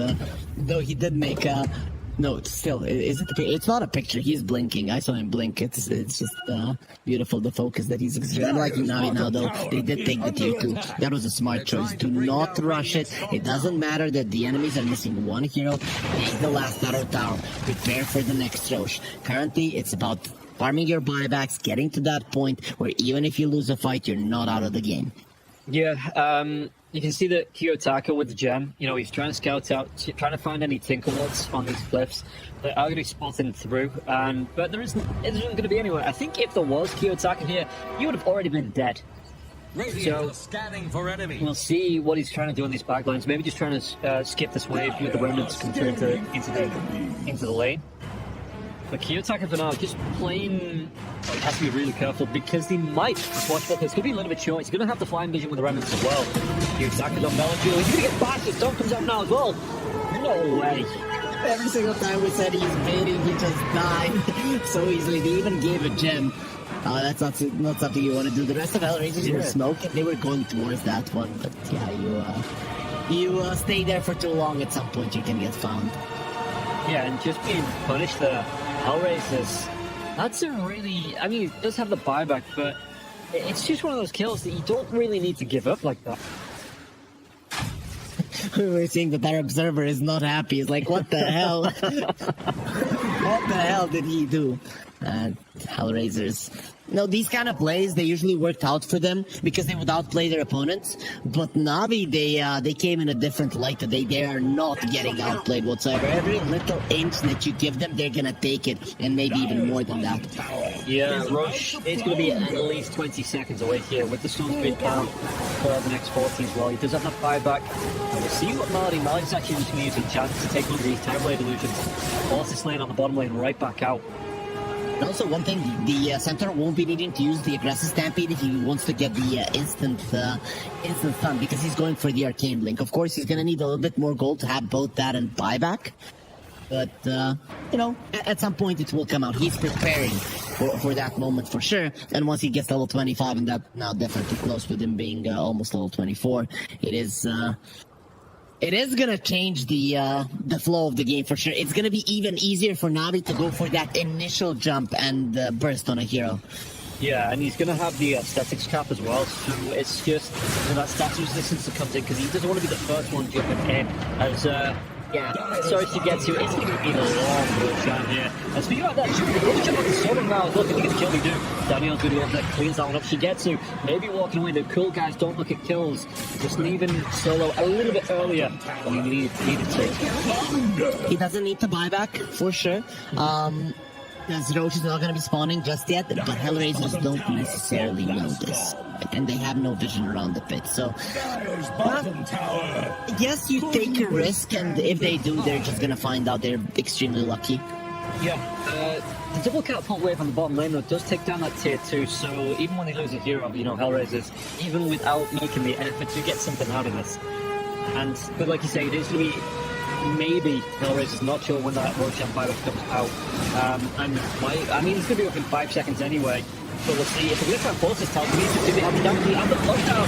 Black Hole Beard landed 3 catches onto everybody that matters now. That vortex comes through. They might be able to turn this fight around. Malik trying to get in his face. She gets to though. Antares, he could be in a little bit of trouble. They get the bash onto Ramses. The buyback comes out from Malik. And Ramses, is he going to be able to get himself away? He's going to throw in the chase down from Malady. He's going to roll under 2, but he gets caught on the cliffs. He's clearing up those illusions.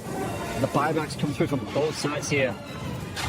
I think Melody will use the swashbuckle onto the creep wave there. That's why the black hole lasted for so long. But in the end, though, only the centaur dies. Still, it is one buyback each, and those are going to be key heroes. Antares, he might be a support, but he's level 25. This guy, he hurts. He's the one doing the damage. He's the one killing people. And if he's out of the picture, HellRaisers damage, it's pretty much cut in half. Yeah, and that is a...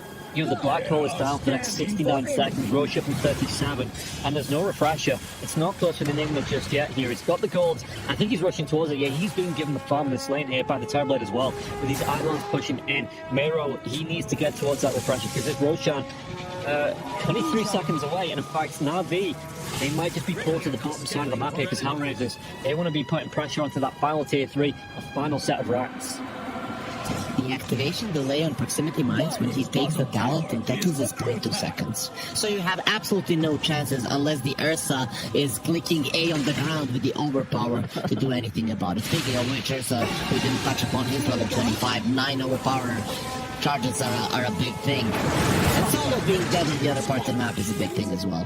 He gets seen by the courier flying back from... There's no wards there, well, there's sentries, but he gets seen by the courier, I'm pretty sure, flying over the trees. And then, yeah, Daniel was close enough to get the vision off and then get the kill. And now, Navi making a beeline for the Roche pit. That's gonna be a big one, and goodness for Dirsa, he's not gonna be that easily killed now. Not only being able to use it during stuns, but being able to use it every 18 seconds, that is what's going to make a huge difference. Shigetsu, he can go in, use the ulti, then use the BKB. If he's sitting on top of the Terrorblade and bashing him, it's going to be quite good for him. Is he? No, he gave the axe to the Pango, but I'm surprised for that one. I feel like Millijul's swashbuckle is more important than his ulti and using the shield crash. Okay, maybe it's just... He got an MKB. He got an MKB. So the damage output of the Pango is actually dumb. What he does once he's in the Rolling Thunder, jumping around with the shield crash. Yeah, and now Navi grouping themselves up. Yeah, I suppose it does make sense if that's going to be coming out on every angle. You know, the 2 on the swashbuckle there as well. It's just very nice to be coming through with the Rolling Thunder, and like you say, the damage that he does deal. With the jumping, he might not be dealing damage too much. If the Storm Spirit, with the Storm Spirit, he over-connected now, the Abyssal Blade comes out from, and he had the control. He's dead for 98, has that buyback available, but that was a massive mistake from Kiyotaka. He is looking at there like, why the hell are there 4 heroes in this place? What the hell is going on? He zips out like one TPing away, hands up in the air. Nope, that's not gonna be happening. Those hands get broken. Navi, they were in a perfect position. I mean, that was a little bit fortunate for them. They were coming over for Kiyotaka and he just lands on them. Yeah, and it is rough. We look at the items that he's got. You know, he's got that Hex coming through. He's got the Axe. He's got the Witchblade as well as the Kaya. But would you have liked to see him go towards, because the amount of times he's jumped in and being caught out like that, is the BKB, you know, in any of those items are better items than what he's got? Wouldn't have changed anything. Wouldn't have changed anything for him in this game. Every single time he got stunned up and bursted down. One big thing though, Kiyotaka does have level 25 and the shard.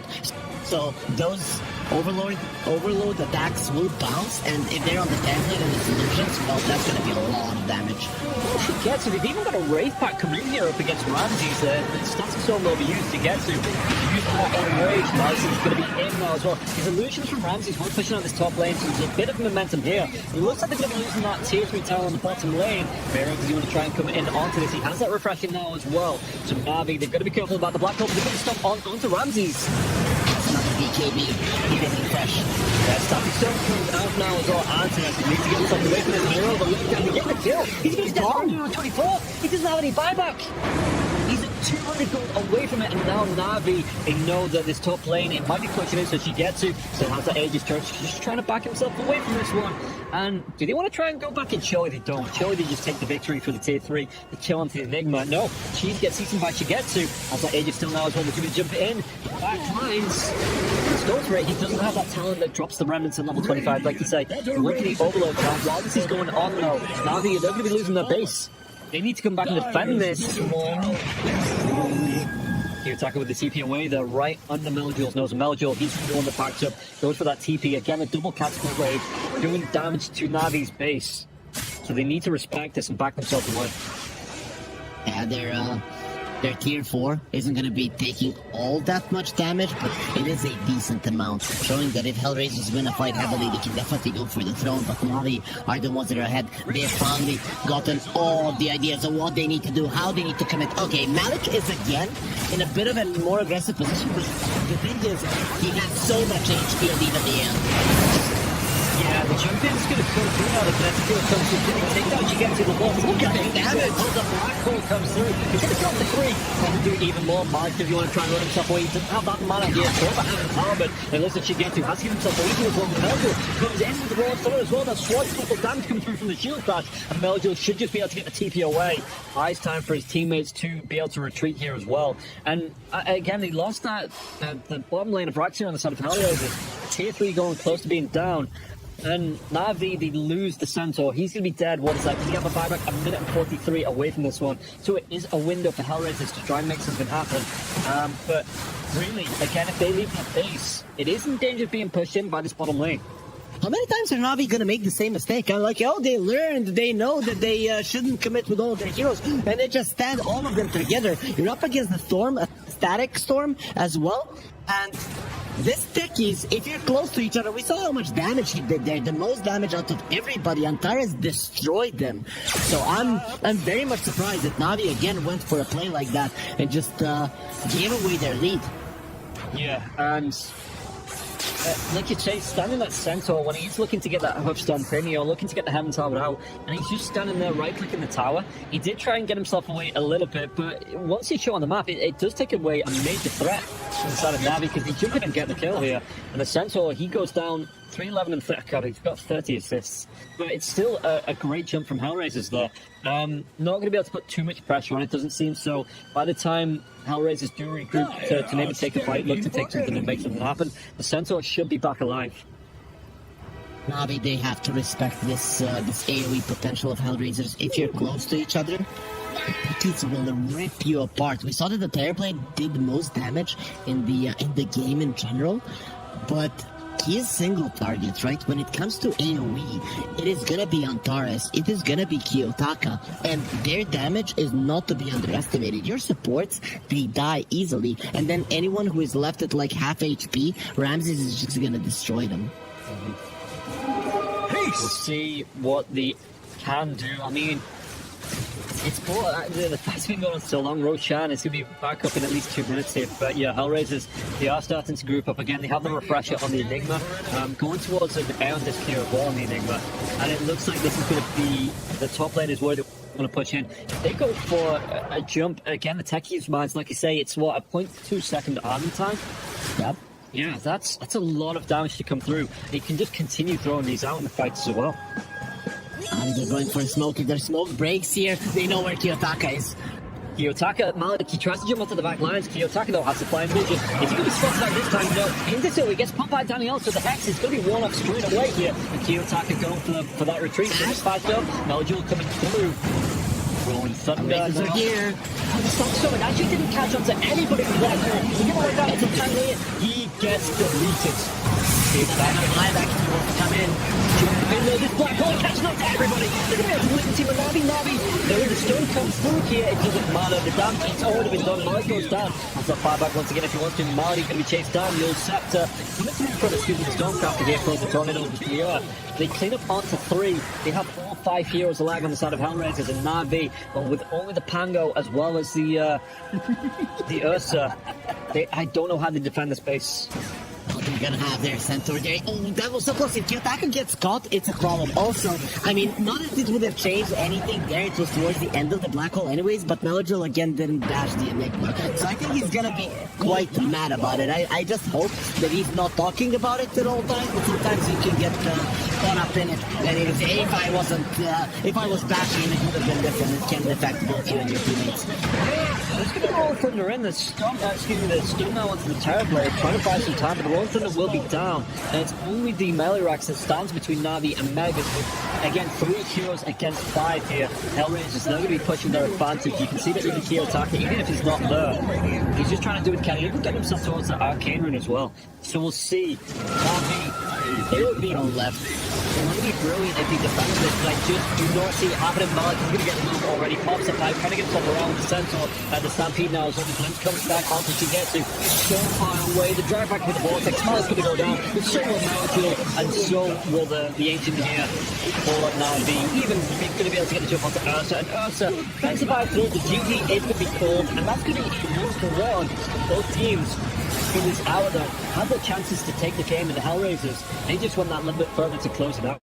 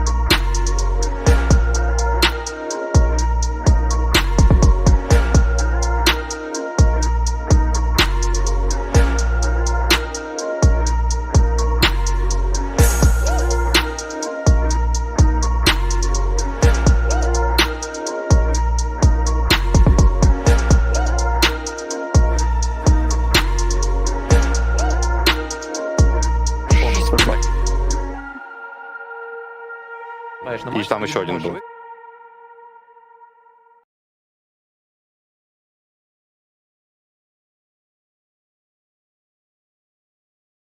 Getting right into the draft, we'll see here if Navi actually let through the Enigma after that one, because if you're Navi, if you're Mali drafting here, do you even let them have the opportunity to pick it up, or is the Dragon Knight and the Nature's Prophet a more worthy ban coming up against HellRaisers? Dragon Knight, Nature's Prophet is a more worthy ban, for sure, right? Enigma is not gonna solo win the game for HellRaisers. It might win them the late game, but it is the hero in itself. It was shown in 2 games right now that Navi can deal with it. They have an idea of how to play against it. Okay, well, we'll see here. The Dragon Knight will be banned out, so will the Brood Mother. And we'll see if this is going to be the Nature's Prophet ban from Navi. Like you say, they might have that answer. Go straight in for something like the Enchantress, and then wait to see if HellRaisers respond with the Enigma in this first phase, and come straight back with Melody Pangolier for the 3rd game as well. They can ban the Enigma and pick up the Nature's Prophet themselves. That could be an option as well. Nope, not gonna be happening. So Navi, they've usually opened up with the Enchantress. I guess that's gonna be the case now. They could go for a Rubik if they feel that that is a better opening, but the Disruptor is in the pool as well. Okay, so it's gonna be a Rubik into Disruptor Enigma into a Pango, unless HellRaisers are switching something up. Yeah, Rubik did get some great steals onto the Static Storm and the Black Hole in that last game, so Navi may be thinking about they could play around this if this is going to be the disruptive first pick here for HellRaisers. You know, just look to steal that Static Storm again, and even the Glimpses coming out. The amount of times Glimpses helped get a kill from the side of Navi. You know, Solo got glimpsed back, I think about 3 or 4 times into his own death. Yeah, that's going to be the Enigma coming out here for HellRaisers. But is it gonna be a Disruptor? That is the question. Do they feel like that's the best hero to go for? Yep. So, pretty obvious opening here from both teams. I would be very surprised if Melojule doesn't go for that one. Maybe he's like, no, I'm not getting the bashes. I don't want it. Just have it there. But they could go for a Beastmaster, right? That might be a better decision. 5 seconds remaining. Yeah, it is still open here as well. Like you say, the Roar would be quite nice up against the Enigma. Under the distance stun. It's a reliable one here as well. No, it's going to be the Pangolier. With this Disruptor and the Enigma coming out, are you surprised that we're not seeing a Silencer at all for the side of Navi, or is that hero just straight up garbage? I don't think it's straight up garbage, but people are not used to playing it now. I don't know what happened to him. He still has that talent, right, for the lower cooldown, right? Yeah. Though it's not. It used to be -30. Right now it's -20. So I guess that's the reason that people are starting to or started to stay away from him for quite some time. But overall, Silencer doesn't have to be a counter for the Enigma, because you can get destroyed in the lane. And Enigma just goes for those items, you know, the utility ones, and then the Silencer doesn't really contribute anything to the game. You just wait him out, and he's not a hero. You have 5 heroes, you're fighting 5 versus 4. Yeah, the Enchantress this time is going to be banned out from HellRaisers, so not going to be available to them, but it does, or it should open up, like say either the Beastmaster or the Lycan here for the side of Navi, if that's what you want to go towards. I think those two are gonna be taken away. I don't see HellRaisers letting them go. Here's the Radiant ban. It's Navi. They ban out the Ember, so again, they're going to be targeting down Kiyotaka. After the first 2 bans to take away Ramsey's heroes, yeah, it's just straight up punishing Kiyotaka here. So the Lycan does go. Maybe it is going to be that Beastmaster next. And Navi, goodbye, they take away the Puck again. Yeah, makes sense. If they don't, that one is being picked up, because you know that you're not going to be playing. Actually, they might still go for the Storm. Yeah.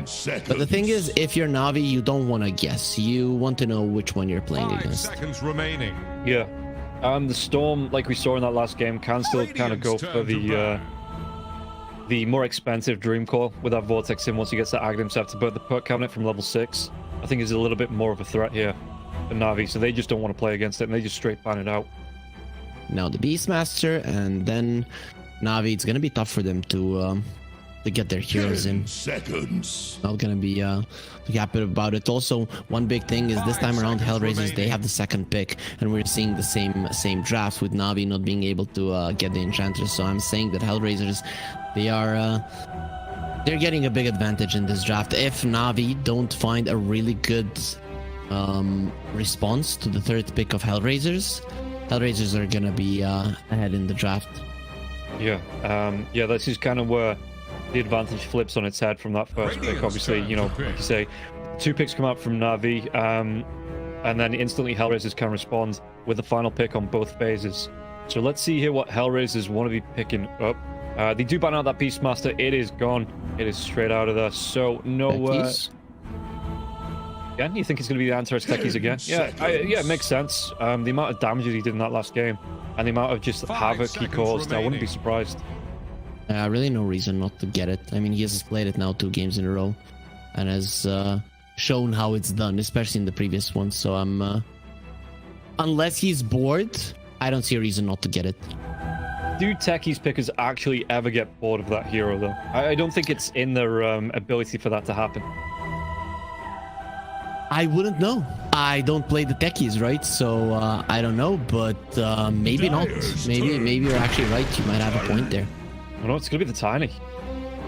They do. So I think the idea here is to put more emphasis on Miero, because Tiny is the best position 4 to lane with Enigma. I always come back to it. If there is a position 4 that makes the Enigma's lane impossible to lose, it is the Tiny. Okay, not impossible, it's very hard. Because whatever you play against, the tossback, Malphite tossback is just very easy to pull off, and any hero that gets tossed back into 6 Eidolons is gonna get that absolutely annihilated.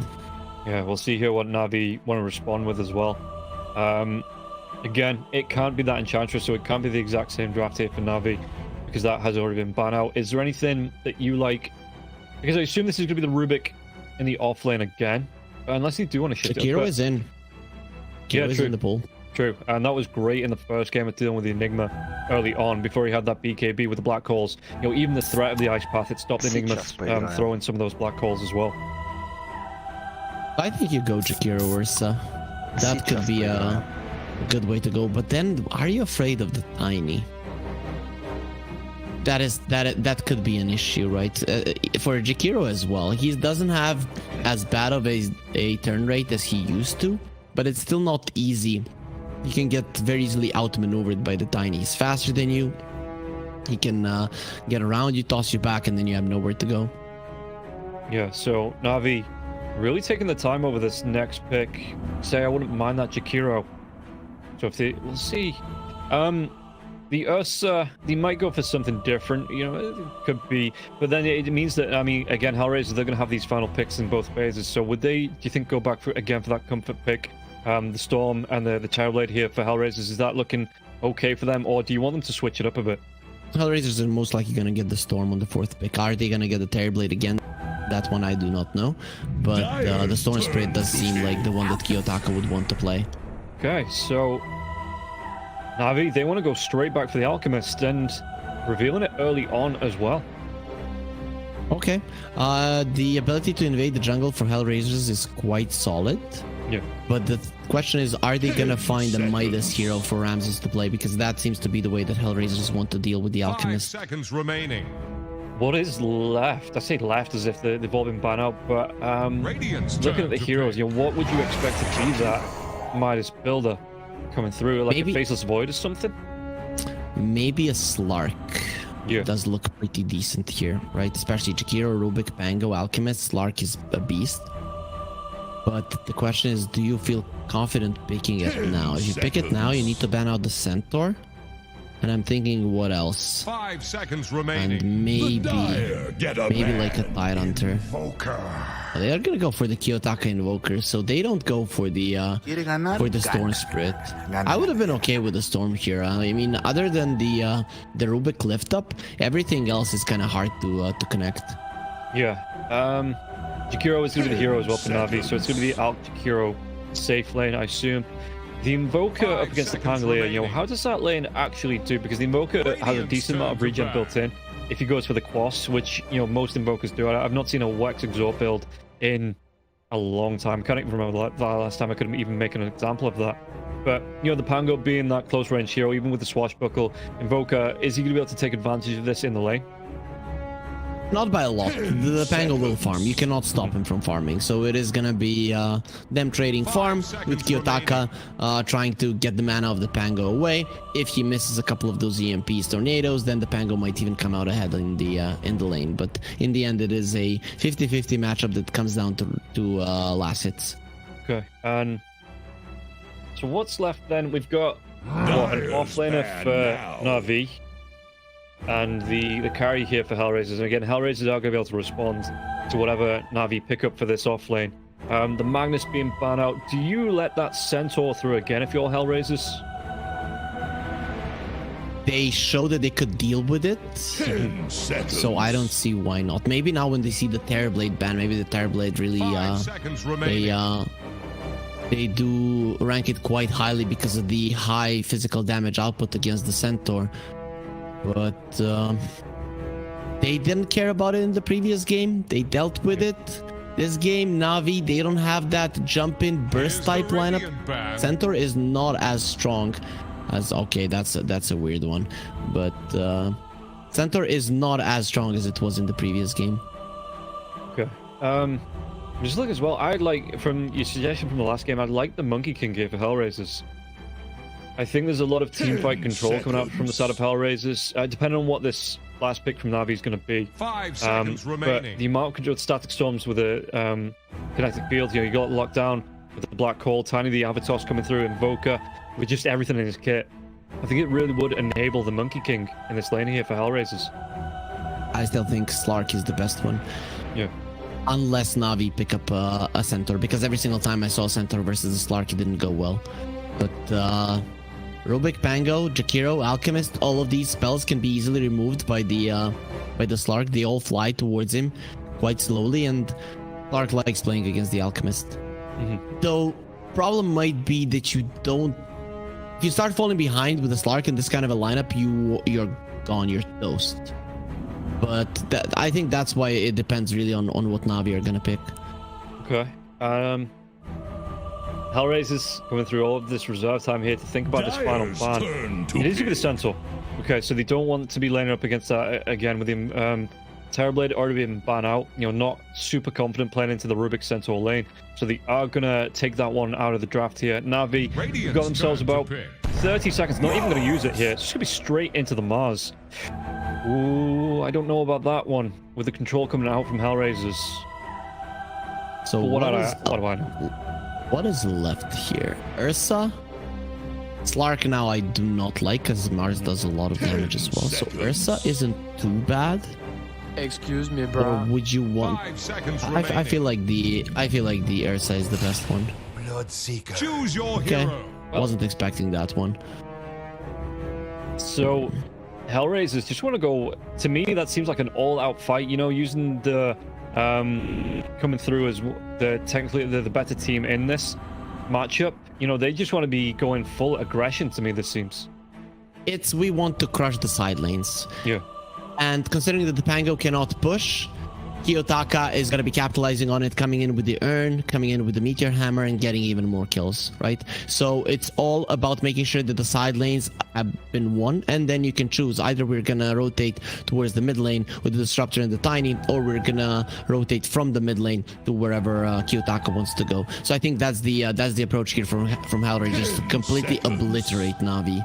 Okay, and how can Na'Vi, you know, how do Na'Vi answer back into this lineup from HellRaisers? Like, say they want to destroy these side lanes, and Na'Vi, they've got some protection coming out from Marty on the Jakiro. Your Mars isn't awful in the side lanes here as well with the help of Danielle.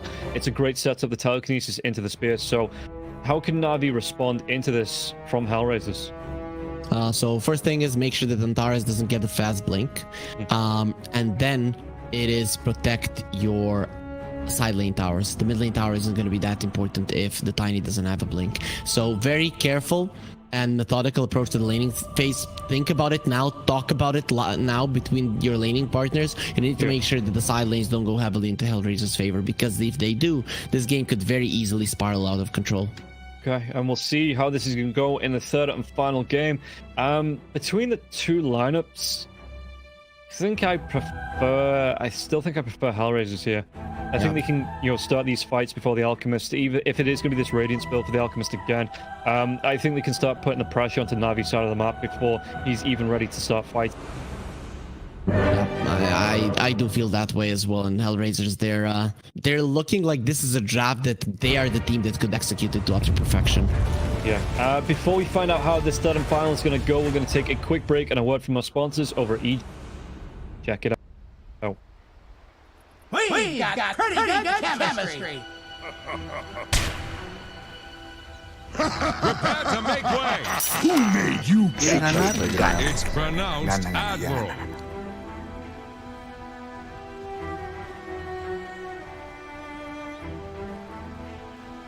So, right off the bat, Navi, they're going to be going for a 5-man smoke here. Do they have the potential to look for the first blood if they catch anyone out? Yeah, definitely. With the Jakiro, you can always chase people down. Antares wouldn't be the best one considering he has the boots, but if they see Solo, he's just gone.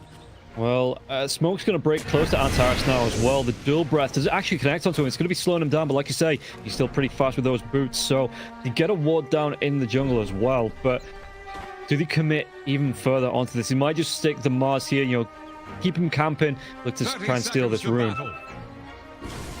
They placed a ward there. They understand that Solo might be rotating towards the mid lane early on. The Bloodseeker is pretty self-sufficient. If he does well in the lane, it's going to be a problem. Daniel is trying to find the ward. They were expecting them, side of HellRaisers, to have a ward that is going to be looking at Daniel's rotation, and they do, but he just missed. Yeah, thinking it might have been closer to here, and it is going to be that cliff ward out of range. But Malik sets enough. They want to go for the snatches. Do they actually get it off? The spear to the tree, but they back themselves away. It looks like it's just going to be no. The glimpse comes back on Daniel. While that's going on, Antares once again making a beeline towards the other rune here for the side of the Dire. So, did I see all of them being taken? Yeah, okay, Daniel gets that one. Yeah, okay.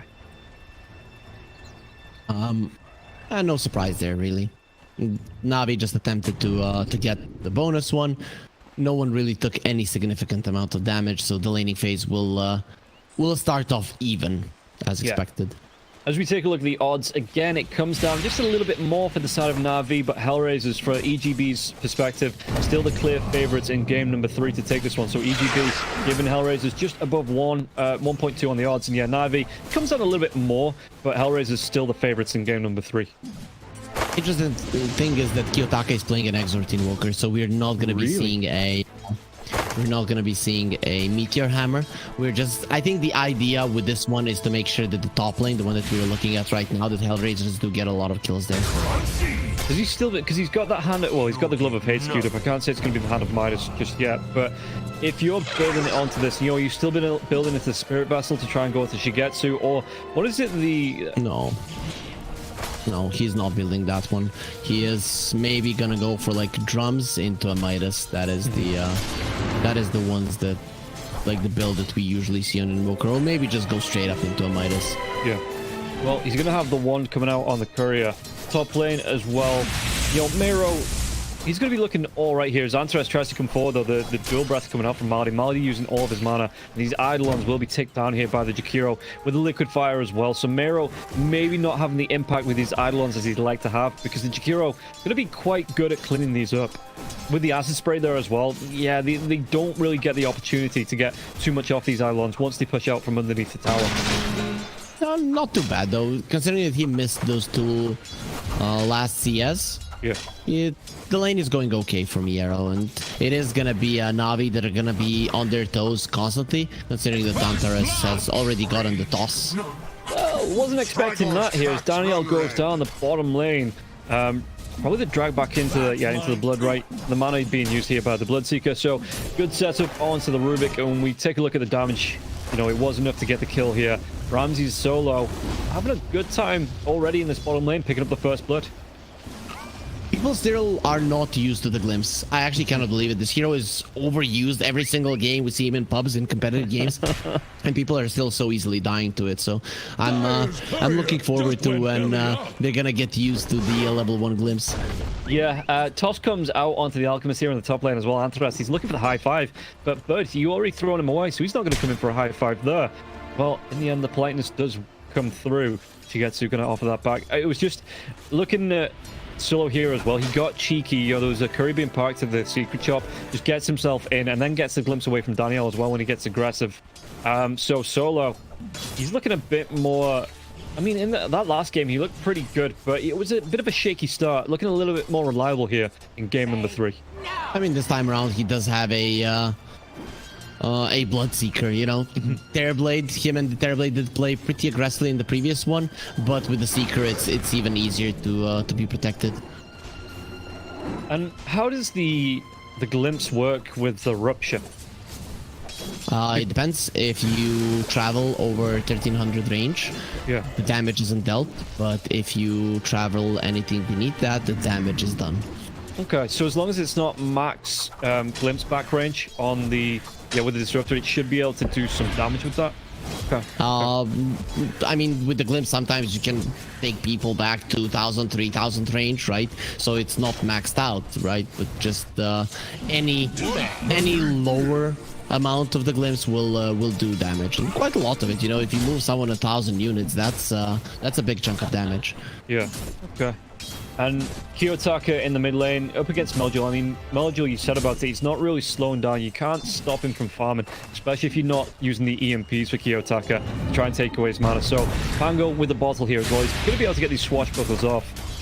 Looking for the farm, but Kiyotaka here looking to just get the Forge Spirit up and be a massive pain in this lane here as Meljul looking for the last hits, and the Forge Spirit Kiyotaka looking for these denies. Getting a little bit harder here for Meljul to find them without that swashbuckle available.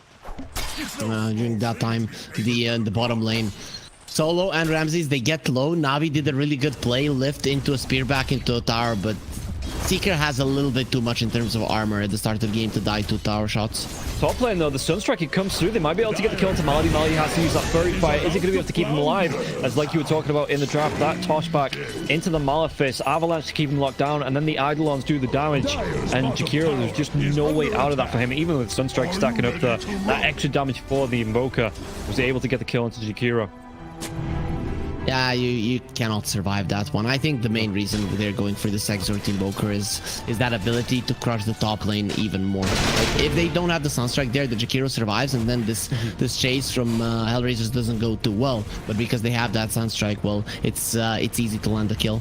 Yeah, and it is going to be paying off here. Like you say, the Invoker going for the 3 points into the Exort now. The Forge Spirit just to be a bit of a nuisance on the lane as well. And Kiyotaka, he's looking pretty good. Second in terms of net worth. And the Alchemist as well, it's not as good for him. He's got that Radiance queued up after the Soul Ring. But yeah, like you say, Mero not having an awful time in the lane. The Malefice comes on to Shigetsu now as well. Look at the damage come through from these Eidolons onto the Alchemist. Alchemist loses half his health from that. It's always like that. You're a melee hero, you come close, and the Eidolons will hurt you. If your support is not there, you're in trouble, and everybody is just making sure that Meljul secures the rune. Well, Daniel, he's not gonna come out too happy after that rune being secured.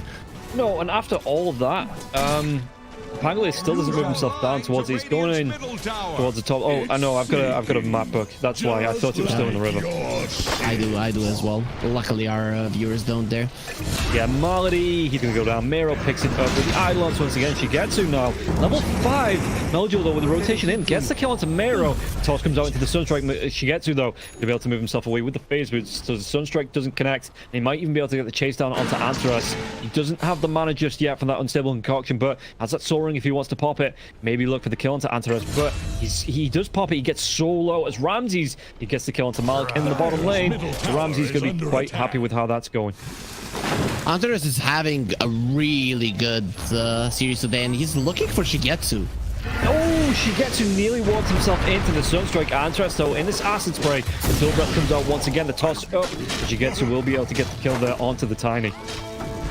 That's 2 Sunstrikes like a real gamer, avoiding the sun, not getting that tan. Shigetsu will stay alive because of it. And yeah, on the bottom lane, we saw it on the screen there. Even though I was constantly following what the Tiny was doing, it was so cool the way that he juked from the Pango and lived. But in the end, he dies either way. Rupture comes out once again. Malik, there's going to be the kinetic field into the blood, right? The drag back. It's going to be a nice spear underneath the tier 1 tower. But the swashbuckler Meljul, though, gets glimpsed out. And Ramses gets the kill onto Malik. He's even going to be able to get himself away from the tier 1 tower with that move speed coming through from the third. And it's just, he just gets himself out. And great jumping there by Ramses to get the kill and didn't panic at all. Knew that, well, the Malik damage was enough. And then he just walks himself casually away.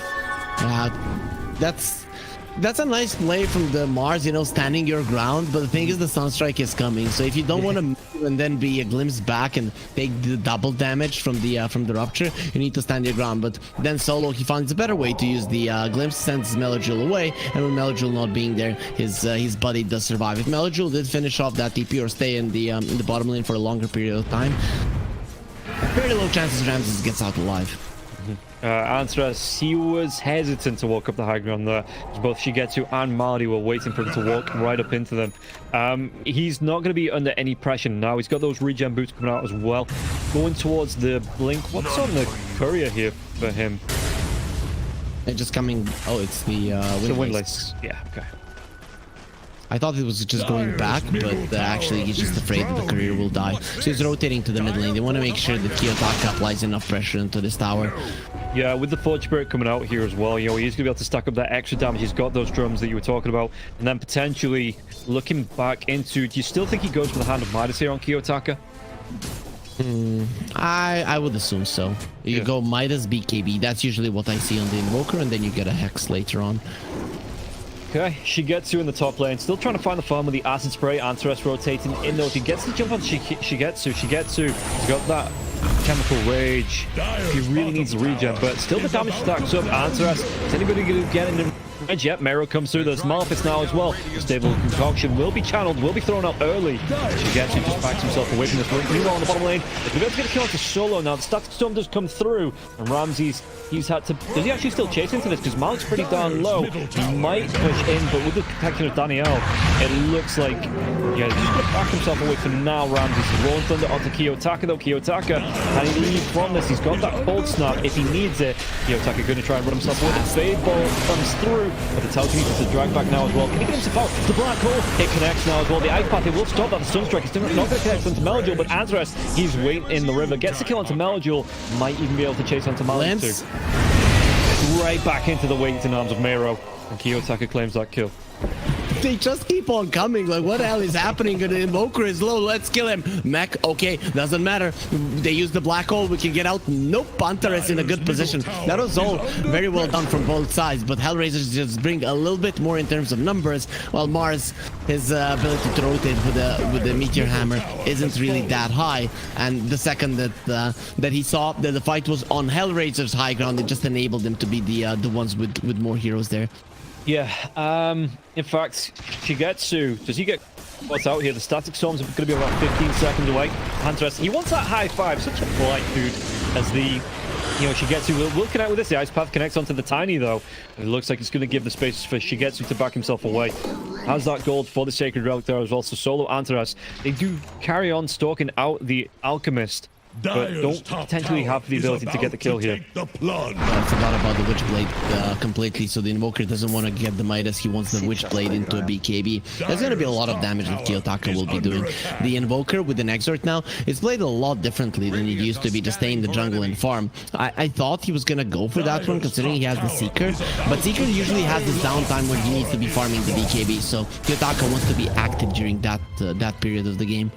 Yeah, so already having the Blitz Knuckles coming through for this Invoker, you know, it's not too much gold away. I think he's just a recipe gold away here from having that Witchblade, and we'll see how aggressive and how rotatey he's going to get as the top tier 1 will go down. Mero going to be able to take that one. These Eidolons pushing in now as well. Did he actually get the hunt out? Malady, he's hanging around on these steps, but if he gets glimpsed back, caught out, Mero, he might come in. He doesn't have that Black Hole for 80 seconds, though. You've got Malady still hanging around with the Ice Path. So Shigetsu, he should be all right. Ooh, the communication from Navi there was great, which he gets standing his ground, knowing that his teammates are coming to save him. If they are not TPing there, he dies 100%. If he runs, he dies 100%. Only this way he lives. But Kiyotaka is coming over to make sure that that does not happen. Yeah, trying to make a move here with the Lacti now as well, Kiyotaka, but Daniel's already backed himself away. The toss comes out here. Marty, though, does he go down? Miro with the Malphus on top of the Chikiro. And Antares, wants to go for this, but the telekinesis come through. The Tiny walks himself out of the macro fire. Static Storm will be there. It just so it separates the team.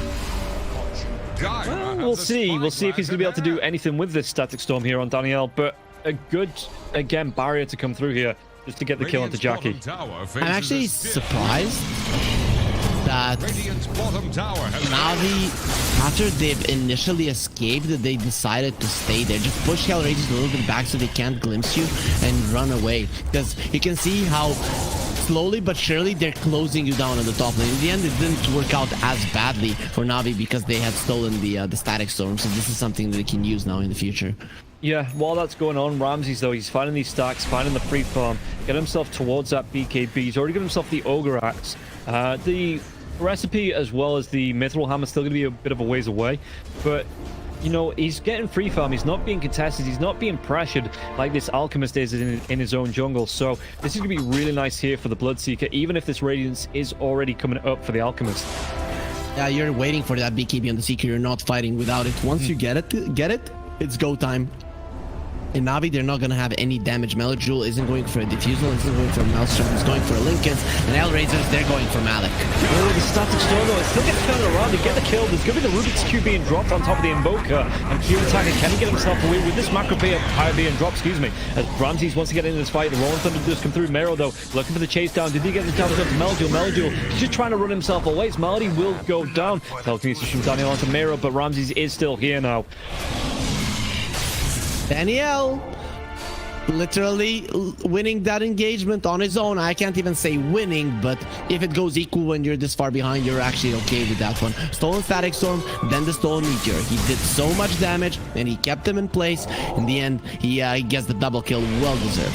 Yeah, great play there. Like you say, he knew he had that Static Storm to group up with the arena, so Mars was baiting that in from the Invoker in the mid lane. You're just showing, oh no, the cold snap's coming out, what am I going to do? And then the Static Storm gets dropped and Navi able to turn that one around.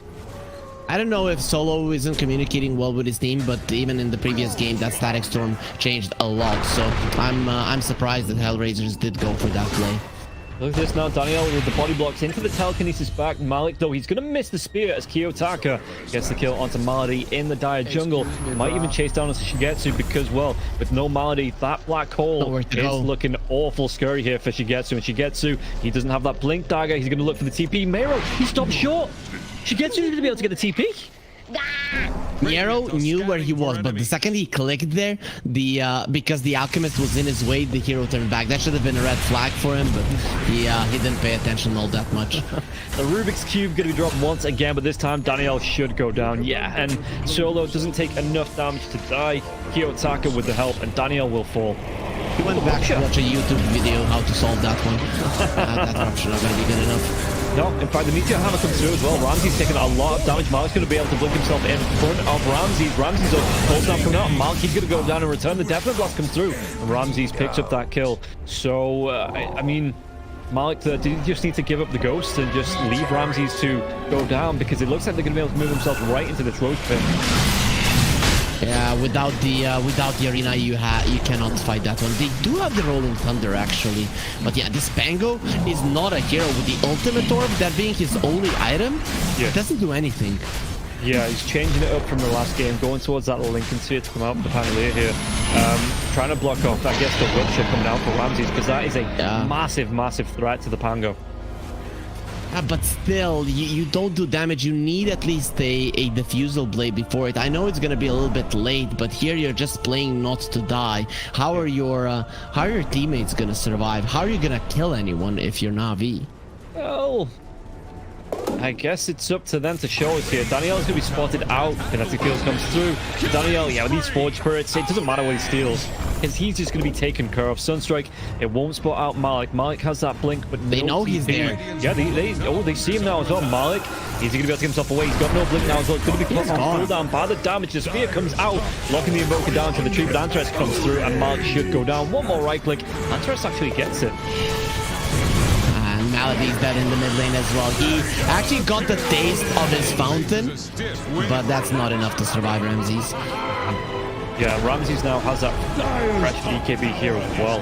The Aegis on Kiyotaka, so a good timing for HellRaisers, looking for the objectives with Meiro, and Kiyotaka even being able to help out with the Forge Spirits. So now if you're Alchemist, this is what I was talking about. You know, Alchemist, he's got that Radiance, he's got his BKB, but the timing is squarely in the HellRaisers' favor to get aggressive before she gets who can have a massive impact in this game.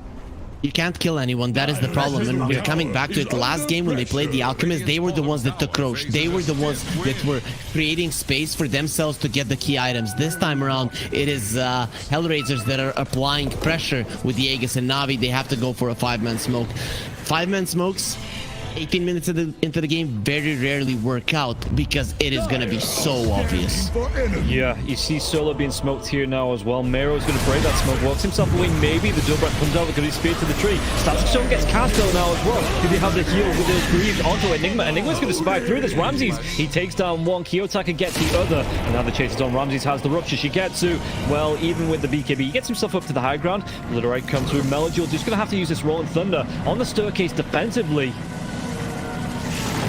He was drawing a line like, go over this line if you dare. And HellRaisers, well, they dared in game number 1 and they lost it, so they're not going to be making that mistake again. But this is the HellRaisers that we've seen so far in the DPC here in Eastern Europe. So they crush the lanes and they never let go of the lead. And it's not only that they are destroying you, their movements are so good that you don't really know what to do, and then you go for desperation smoke like that one and just end up falling further and further behind.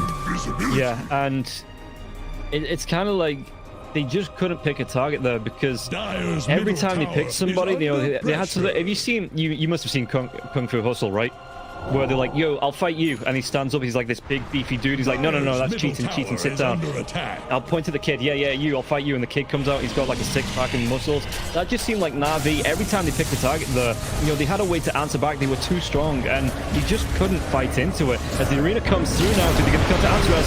BT Hammer will be dropped, but the rupture comes through. She gets to the glimpse back, all that damage stacking up. The Sunstrike will be there. Kiyotaka gets the kill once again. She gets to. This time he will go down. Daniel, can he get himself out of the ice path? Trying to just, I don't know, buy time, I guess, because Ramses, he's going to get the vision, get the chase down, and gets the kill onto Daniel. And now Malik, he's going to be the next one to fall. Just want to say that I definitely saw that show that you were talking about. You've never seen Kung Fu Hustle? I have. How have I? I just told you I have. Because it's not a show, it's a film. No, busted. no way. Anyways, though, this is just how HellRaisers want this game to go. What they're doing right now is they are understanding the lack of damage of Na'Vi, and they're just playing overly aggressive. And they know that their teammates are gonna get there in time to save them. That's just it. And even if they don't, they're gonna get there in time to kill Na'Vi.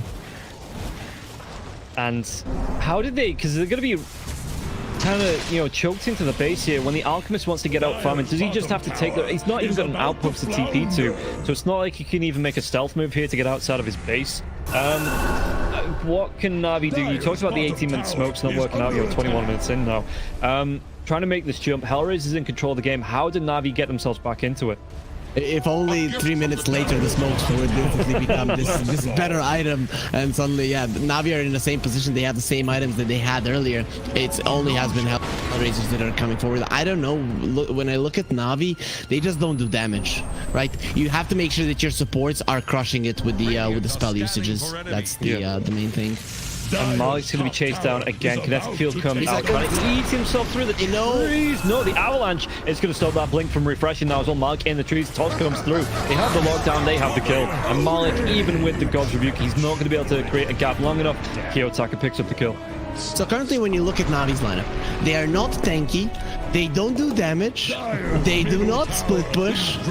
So, yeah, it's just not gonna work out. I'm looking at Melojul. He played such good games on the Pango, and now his item choices is gonna cost them any chance to win this game. Because even when he gets that Lincoln's, it doesn't change anything. It's just gonna be completely ignored. Yeah, you might be looking at that. I'm looking at the odds on the screen here. EGP given HellRaisers this game, you know, it's like when Dota Plus said there's no chance for you to win this. You know, HellRaisers, the zeros are there, and it's Na'Vi hitting the 10s. So it just shows that even EGB, you know, thinking this one might be over sooner rather than later. We had a 0 a couple of days ago, you and me. I think it was Navi versus one move, and Navi almost won. So Navi, they like it when they're underestimated. Now they smoke, and they're gonna show us differently. Well, we'll see here. They've not even left the base just yet, so You needed really to get think about excited it. with me. You needed to get excited with me, and you just I'm a realist. What can I say? okay. But realistically, Solo is there. Yeah, that was... I mean, okay, the smoke. They got a kill. Let's see what else they can get from this now as well. Ramses, though, as that BKB, the rupture comes out, and Shigetsu has to walk himself away from the blood right now as well. They've got the lockdown onto Jakiro. Jakiro, can he get himself away from this one? Absolutely cannot get himself away from those cliffs. Those wings, they don't work like that. And like you said, maybe it's just the muscles weighing him down. The blink away, though. Excuse me, the TP away. Answer's not able to catch out. Melojul just has to run himself out. And again, Lincoln Sphere is up, going back towards that Basher. But Melojul, he's not really had that impact in the game that we've seen over the last couple of matches.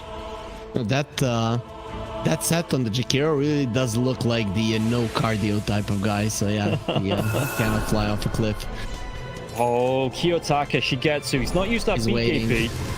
But he's absolutely waiting in for the TP coming in from the Enigma. Enigma, they're going to be able to close the gap. Don't even need the black hole here. Shigetsu, he's just going to be right-click down. Surely, yeah, one more. The Midnight Pulse breaks the street. Shigetsu, that BKB will be wearing off. The arena comes through. There's going to be a jump up into the earth as well from Shigetsu. Save. The arena. It blocks the damage coming through from Kiyotaka, but Kiyotaka blinks himself forward. And they're going to kill now. Turns one around. Rolling to come through. Mero, he's holding that black hole still for a little bit longer. Ramses, he's still got the BKB as well. That rupture comes back up in 2 seconds. Might be able to focus it onto Shigetsu. Shigetsu, that BKB is down. He's going to be controlled by the Malefice. He's going to fall. Lincoln Sphere is break, and Melojul, no way he gets himself out of this one. At least they got 2 kills. They're gonna be losing more for sure because of the glimpse, but not too much more. Actually, Navi, they're thinking about turning this around. They're going to try and go into Kiyotaka even after losing Jakiro, but the status sword comes through. He gets the kill onto Mars, the definite blast onto Rubik. And this is going to be a full 5-man wipe for HellRaisers, probably a lane of Rax too.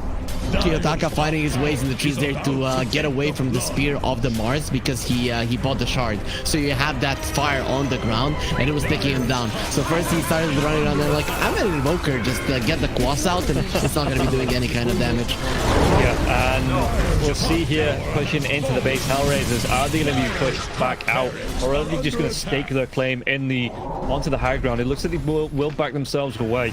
Mero comes back, still has the black hole, no blink dagger here for the Enigma. Actually just going to be the pipe into the Vlad. So a Wraith Pack coming out here for Enigma? That does look that way. He's going to get the Vlad's in... I mean, I think he understands just how much Navi cannot kill anyone. And if he has all of those items, they really will never get a kill. Yeah. At least not an important one. Yeah, maybe not. We've seen Solo been jumped a couple of times. Like I said, that last smoke, able to get it off. Shigetsu, though, gets himself on top of Mero. There's still going to be the Malefice coming through here.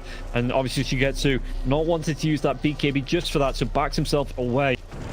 And now HellRaisers, well, Ramses, he's going to have to close that gap, but you can see how split up Navi are. The Avalanche comes in, they have the control. If they have that pushback onto Shigetsu once again, that's that BKB. If he needs the force staff onto Antares, and they're looking for the tossback, they're going to be able to get it now as well. Where's the black hole? It comes through. They have the lockdown onto the Alchemist now. The right clicks, the ice path. It was a little bit too short to get there, and they're going to be able to get a kill onto Shigetsu. They take down Danielle. They take down 3. Can it be 4 now? As the glimpse back onto Jackie. Jackie's going to be taking down Marty, not surviving through this, and they're going to be able to claim the space, claim the set of racks, and I don't know if this stops at one single set of racks here for HellRaisers. Noobs use the Sunstrike for kills. Chads use the Sunstrike for glimpse vision. And Kiyotaka and Solo, they've always impressed me. They did this once before in the DPC so far, that they were getting so many glimpses out because of those Sunstrikes. So Kiyotaka always on point. Maybe he doesn't connect with the damage, but he just shows the hero long enough for Solo to get the grab. Yeah, and this is going to be 2 lanes of racks here. After this comes out, or it's going to be a lane and a half. The Islands, what damage can they do? No, the tossback, it comes back onto Jakiro. Jakiro, he's caught out in no man's land. Ramsey's going to get low, pops up BKB, and just going to be regenerating up through the creeps that are there, as well as that kill onto Malady. Rolling Thunder, but he's going to get himself away because there is a rupture in 6 seconds here. So Ramses, they're backing themselves out with that Jakiro being down as well. it opens up the pit here for HellRaisers. No reason to overextend there. Na'Vi are again going to be in a situation where they need to smoke up and go for a desperation play. Outside of their base, their ability to win a fight is almost non-existent, pretty much as their win probability, 1%. And that is what HellRaisers are going to wait for, because Na'Vi, if they stay in their base, they lose 100%. And now they're just going to go for that one last smoke. That is the one thing that is left for them. Yeah, looking like it's... Oh, in fact, Marty doesn't get in that smoke. He's going to be on the back lines anyway, but this is going to be Butch and Sundine's time here coming out for Na'Vi. And while this is going on, in fact... It was under vision. That's the big thing. Kiyotaka is waiting to cancel it out and escape. Yeah. So, I mean, HellRaisers, they get themselves, like you say, because it's under vision, get themselves outside of the pit, where it could be potentially deadly if they get caught out with the arena, you know, inside that such a small area, the macro pirates come through.